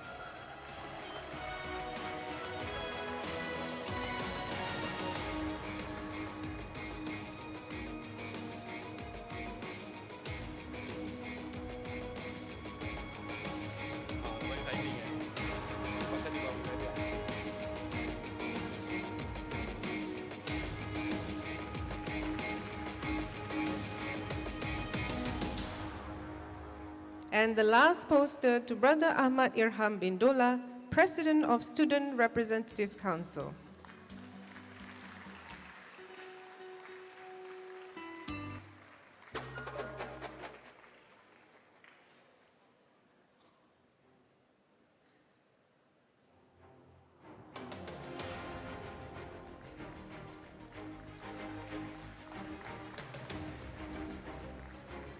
A reminder to all, IIUM Smoke-Free campaign is applicable to all IIUM campuses.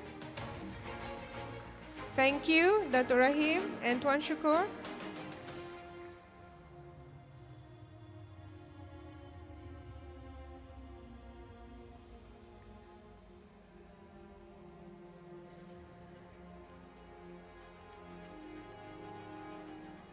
Tan Sri would like to take a picture with our adorable children from Educare.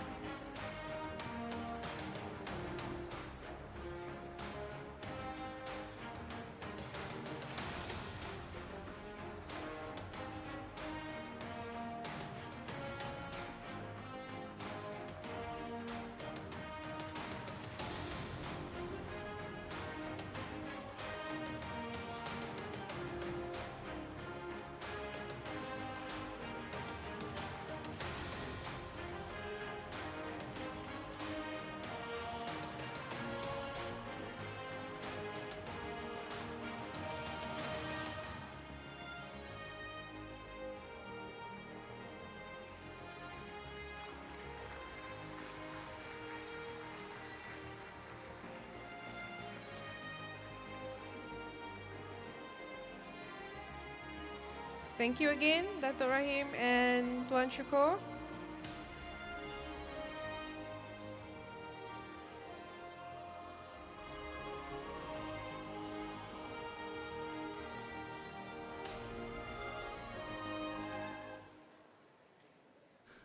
We launched this anti-smoking thing in anticipation of Ramadan. Ramadan is going to come very soon. We already stopped smoking for 16 hours. We hope we can continue to stop smoking forever. But the practice needs to be done now. Yeah? We will help you with quick clinic and whatever that needs to be done. We hope this university will be truly a tobacco smoke-free campus, and we will try to put one poster that says smoking is haram. We go beyond just the rules of the law, but we also take on what Islam tells us. Yeah? So I hope this is something that we can help one another. Smokers need help. Perokok-perokok ini memerlukan bantuan apabila mereka berhenti. So let's help them. Let's make this a truly smoke-free. And this is part of maqasid. Yeah? Extending life, protecting life. And this is part of it that we are trying to do, inshallah. So thank you very much to Dato' Rahim and our friends from OSAM. Ladies and gentlemen, the highlight of our ceremony today is the signing of the IIUM Roadmap 2019-2020. To realize the strategies of the IIUM Roadmap 2019-2020, several measures are being put into place. Among them is the implementation of IIUM flagships. These are projects that are unique, creative, and impactful that will drive IIUM to become the referral center at the national and global level. We will begin the signing with the University Management Committee.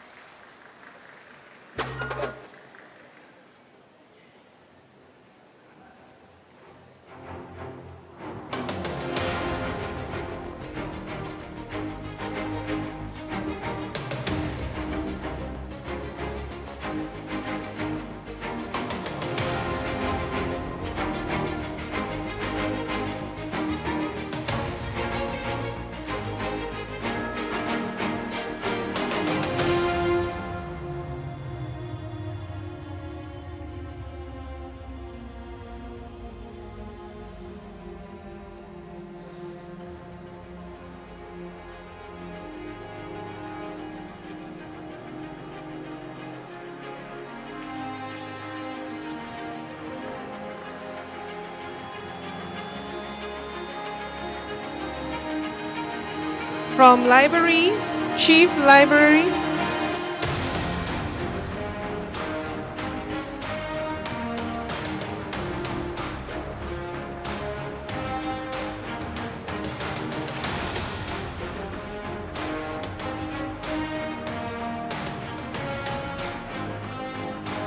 next is the Deans, Ahmad Ibrahim Kuliah of Laws, IIUM Academy of Graduate and Professional Studies, Center for Foundation Studies, Institute of Islamic Banking and Finance,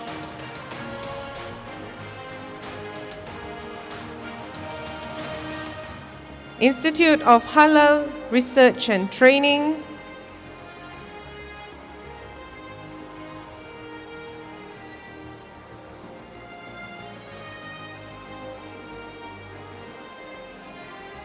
International Institute of Islamic Civilization and Malay World,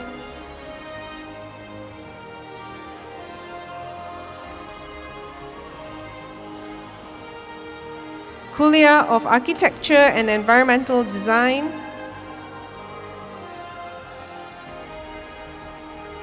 Kuliah of Allied Health Sciences, Kuliah of Economics and Management Sciences, Kuliah of Islamic Revealed Knowledge and Human Sciences, Kuliah of Engineering,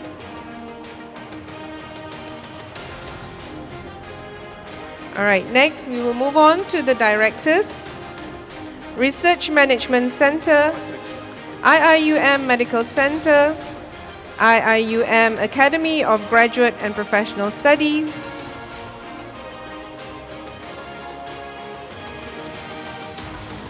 Office for Strategy and Institutional Change, Office of Knowledge for Change and Advancement, Academic Management and Admission Division, Center for Islamization, IIUM Press, Center for Professional Development, Center for Languages and Pre-University Academic Development, Alumni Relations Division, Office for Communication, Advocacy and Promotion for Change, Entrepreneurship Development Center, Office of International Affairs, International Institute for Muslim Unity, Sports Development Center, Campus Sustainability Center, Chief Medical Officer, IIUM Health and Wellness Center, Office of Security Management, IIUM Endowment Fund, Residential and Services Department, Counseling and Career Services Center, Office of Internal Audit, Information Technology Division, University Center for Community Engagement, Center for Arts and Cultural Sustainable Development, Occupational Safety, Health and Built Environment, Student Affairs and Development Division, and Management Services Division.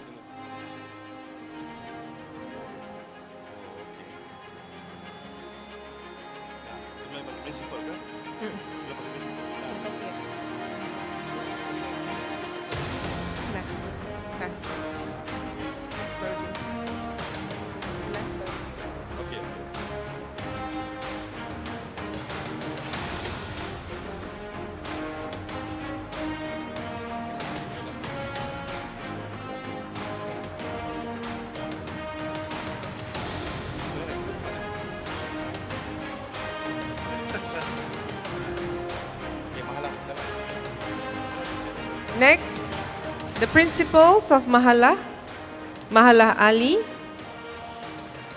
Mahalah Aminah, Mahalah Asia, Mahalah Asma, Mahalah Bilal, Mahalah Farouk, Mahalah Hafsah, Mahalah Halimatus Sa'diah, Mahalah Maryam, Mahalah Nusaibah, Mahalah Rugaya, Mahalah Safiyah, Mahalah Salahuddin Al-Ayyubi, Mahalah Siddiq, Mahalah Sumayyah, Mahalah Uthman, Mahalah Zubir. And from Kuantan, Mahalah Khalid Al-Walid, Mahalah Fatimah Az-Zahara, Mahalah Ummu Kalthum. From CFS Gambang, Mahalah Maimunah, Mahalah Talha, Mahalah Al-Biruni, and from Pago, Mahalah Zaid bin Harith.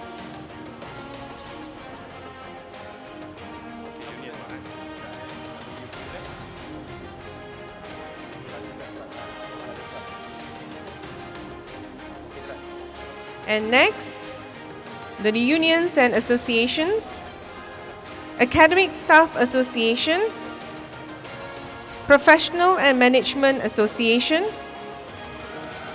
Kesatuan Kaki Tangan Sokongan 1 IIUM, Kesatuan Kaki Tangan AM, Puspanita, Students Representative Council.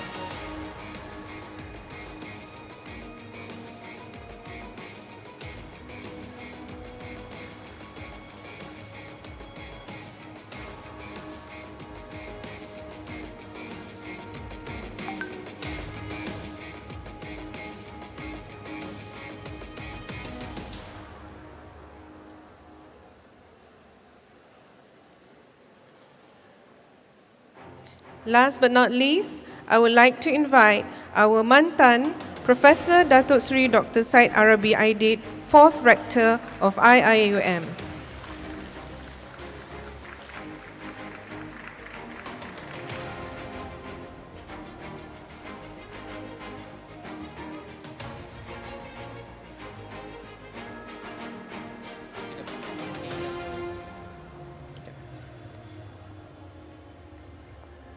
The signing of the consensus statement by the university management, deans, directors, principals, presidents of staff associations, and student leaders signifies unwavering commitment and support by the IIUM community in the implementation of the IIUM roadmap towards realizing the true meaning of Rahmatan lil Alamin. Thank you all. Can I just read what has been signed? Ini a symbol that we are working together now, built hopefully on the culture of trust. And what it says here is basically, mana mic yang tak ada. Can I have the floating mic?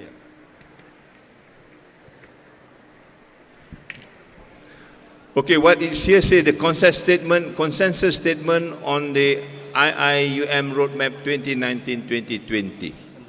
Dia kata, we the undersigned stress our commitment to work together to make the best decision possible in materializing the IIUM roadmap 2019-2020 for the good of the university. We are guided by our shared beliefs, which are described in the university's vision and mission. We aspire to find solution that best meets everyone's needs by striving for what is beneficial for humanity and preventing what is harmful. Our ability to reach consensus shall be based on truth, creativity, logic, respect, and love, and in accordance with the principle of Maqasid Sharia, the Falsafah Pendidikan Kebangsaan, the UNESCO 4 Pillars of Education for 21st Century, and the United Nations Sustainable Development Goal. We shall strive our best to avoid any conflict of interest and shall not be involved in any deception, coercion, lobbying, and malaise. Dated Friday, 26 March 2019. So that is a solemn undertaken on behalf of all of us, and I'd like to thank you. Alhamdulillah. Thank you, Tan Sri. Before we continue, I would like to welcome our special guest today from Prolintas, Encik Muhammad Ramali Abu Bakar, General Manager, Corporate Communication Division from Prolintas. Ladies and gentlemen,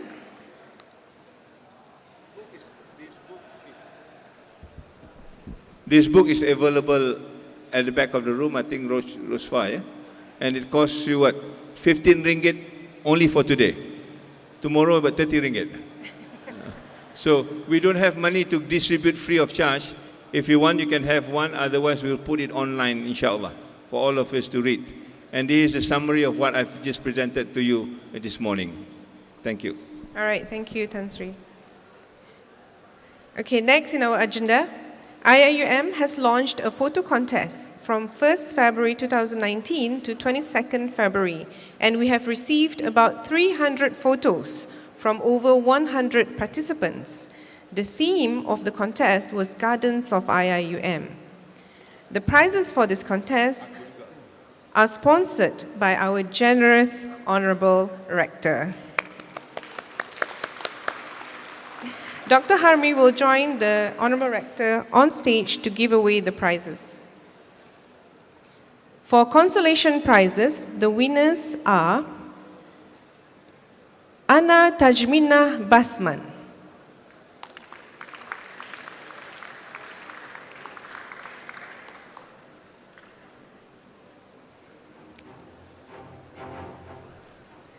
second winner for consolation prize,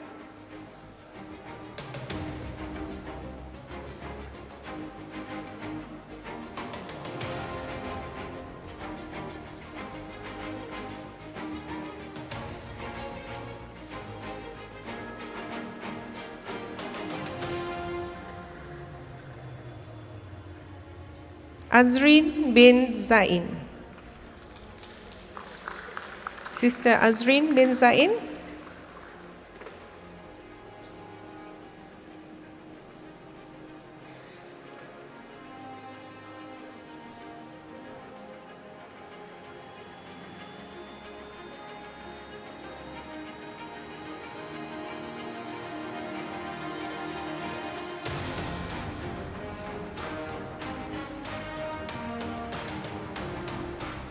Next, Suhaiza Salihuddin. Sister Suhaiza Salihuddin.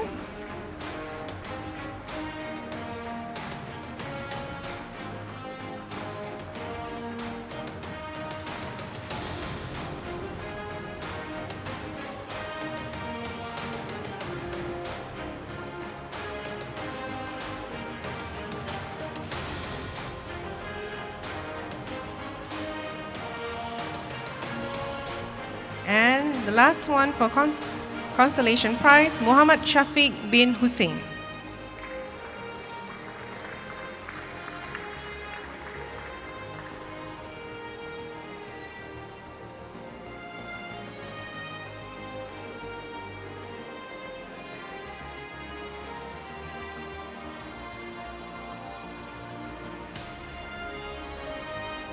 And the top 3 winners. The third place winner will receive Ringgit Malaysia 200, and the winner is Rusni Chilong.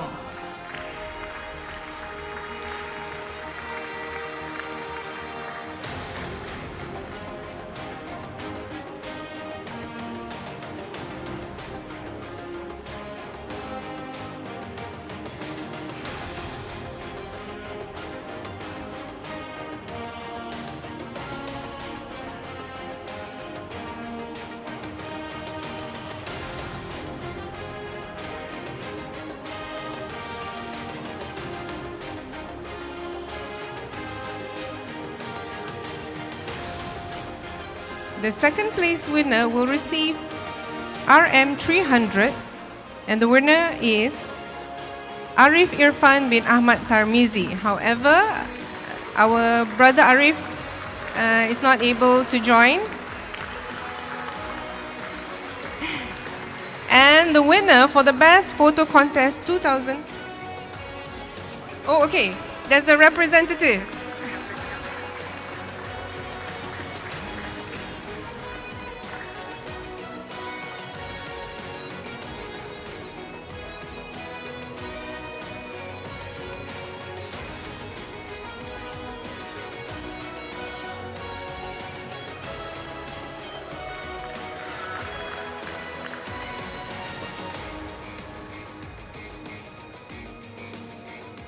All right, thank you. And the winner for the Best Photo Contest 2019 brings home Ringgit Malaysia 500. And the winner is Arif Marasa.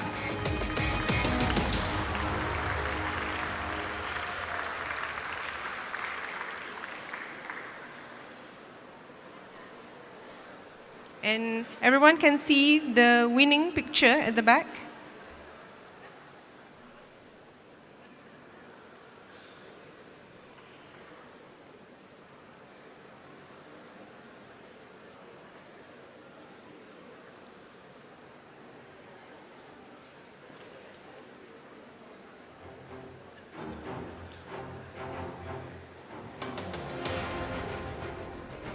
Congratulations to all winners. And thank you again, Dr. Harmi. Distinguished guests, brothers and sisters, we are fully aware that the university, through the IIUM Endowment Fund, has been receiving funds from corporate organizations which is channeled to our needy and deserving students. Today, we are honored to welcome another corporate donor, Project Lintas Kota Holdings Sdn Bhd or Pro Lintas, to present their contribution. With great pleasure, I would like to invite Yang Berbahagia Dato' Ahmad Zailan, the Executive Director of Finance Division, and Encik Muhammad Razif Mamat, the Director of IIUM Endowment Fund, to join the Honorable Rector to receive the mock check. Ladies and gentlemen, we are very honored to cordially invite Encik Muhammad Ramali Abu Bakar, General Manager, Corporate Communication Division, Pro Lintas, to present the mock check from Pro Lintas amounting to Ringgit Malaysia 101,416 and 73 cents.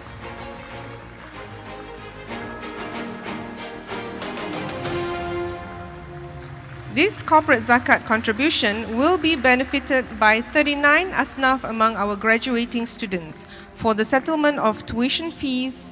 On behalf of the recipients, we would like to thank Encik Muhammad Ramli Abu Bakar and Pro Lintas for the generous contribution, and may your organization be continuously prosperous. Jazakallah. On behalf of IIUM, the Honorable Rector would like to present a token of appreciation to Encik Muhammad Ramli Abu Bakar.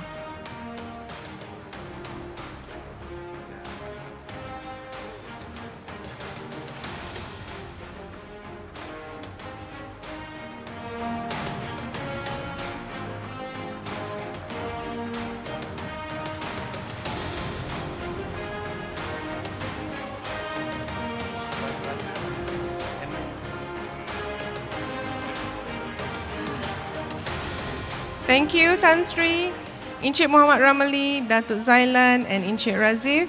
May I invite you all to return to your seats.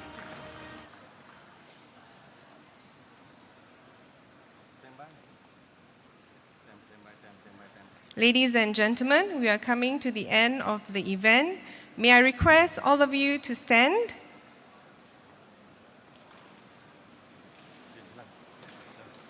Let us now sing together the IIUM song, Leading the Way. And this time around, we will be led by Brother Muhammad Ikhwan Shah from Awesome.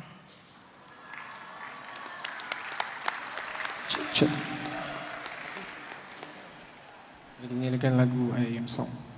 Bersama-sama. Ada muzik.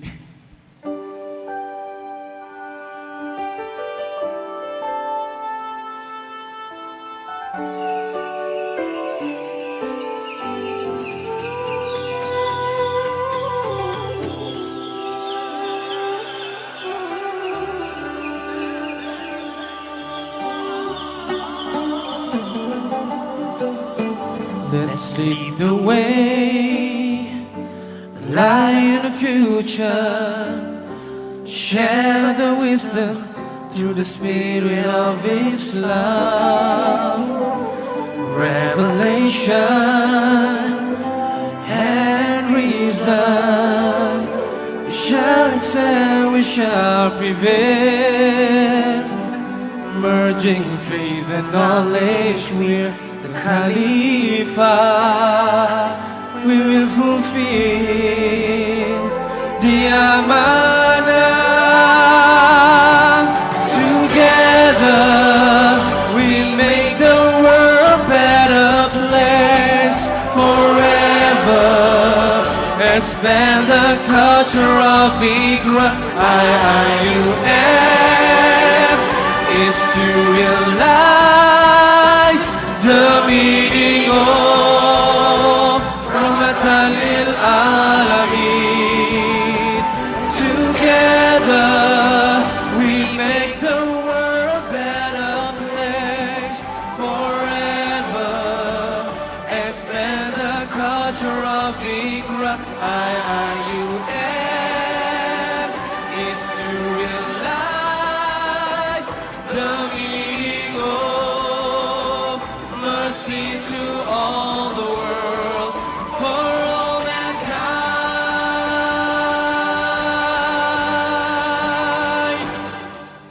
Thank you, Brother Ikhwan. Thank you all. Please be seated.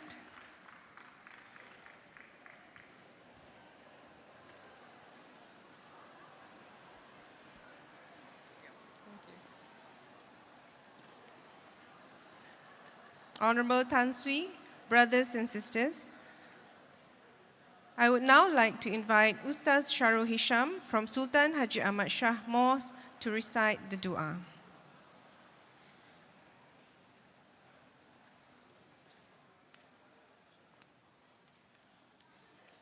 Assalamualaikum warahmatullahi wabarakatuh.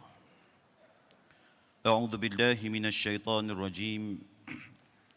Bismillahirrahmanirrahim.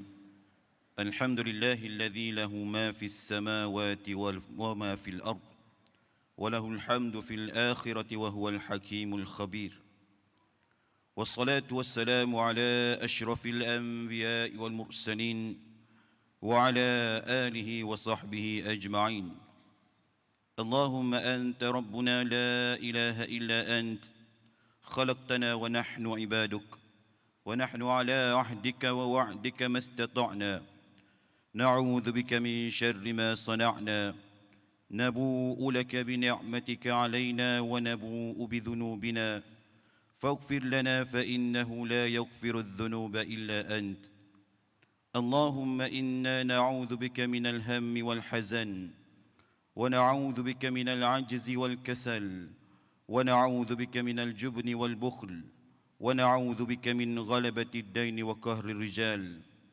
Almighty Allah, Lord of mercy and beneficence, bless this Liqa Al Jamaie No. 2, 2019 with your pleasure and mercy. O Allah, Lord of bounties and infinite, show upon us your divine guidance, that our work and deeds be done in completeness and excellence. Assist us, O Allah, in fulfilling our obligation and seeking your pleasure. O Allah, bless our gathering here today and make us disperse in peace and in protection from sin. Allahumma inna nas'aluka ridhaka wal jannah wa na'udhu bika min sakhatika wal nar. Allahumma ij'al khayra a'malina akhiruh wa khayra a'malina khawatimuh wa khayra ayyamina yawma alqaq. اللهم اغفر لنا ذنوبنا ولإخواننا الذين سبقونا بالإيمان، ولا تجعل في قلوبنا غلا للذين آمنوا ربنا إنك رؤوف رحيم. ربنا آتنا في الدنيا حسنة وفي الآخرة حسنة وقنا عذاب النار. وصلى الله على سيدنا محمد وعلى آله وصحبه وسلم، والحمد لله رب العالمين. تقبل الله منا ومنكم. Amin Ya Rabbal Alamin. Thank you, Ustaz. Distinguished guests, ladies and gentlemen, Alhamdulillah, with that dua, we have come to the end of our program this morning. I would like to invite the Honorable Rector and the UMC to visit Kementerian Kesihatan Malaysia booth at the ICC Banquet Hall. And to all staff, please collect the car and motorcycle stickers at the exit door. You are invited to listen to a talk on Quit Smoking by Kementerian Kesihatan Malaysia in the main hall, as well as a sharing session on life hacks at the ICC foyer. Thank you all for coming. Wabillahi taufiq wa hidayah. Wassalamualaikum warahmatullahi wabarakatuh.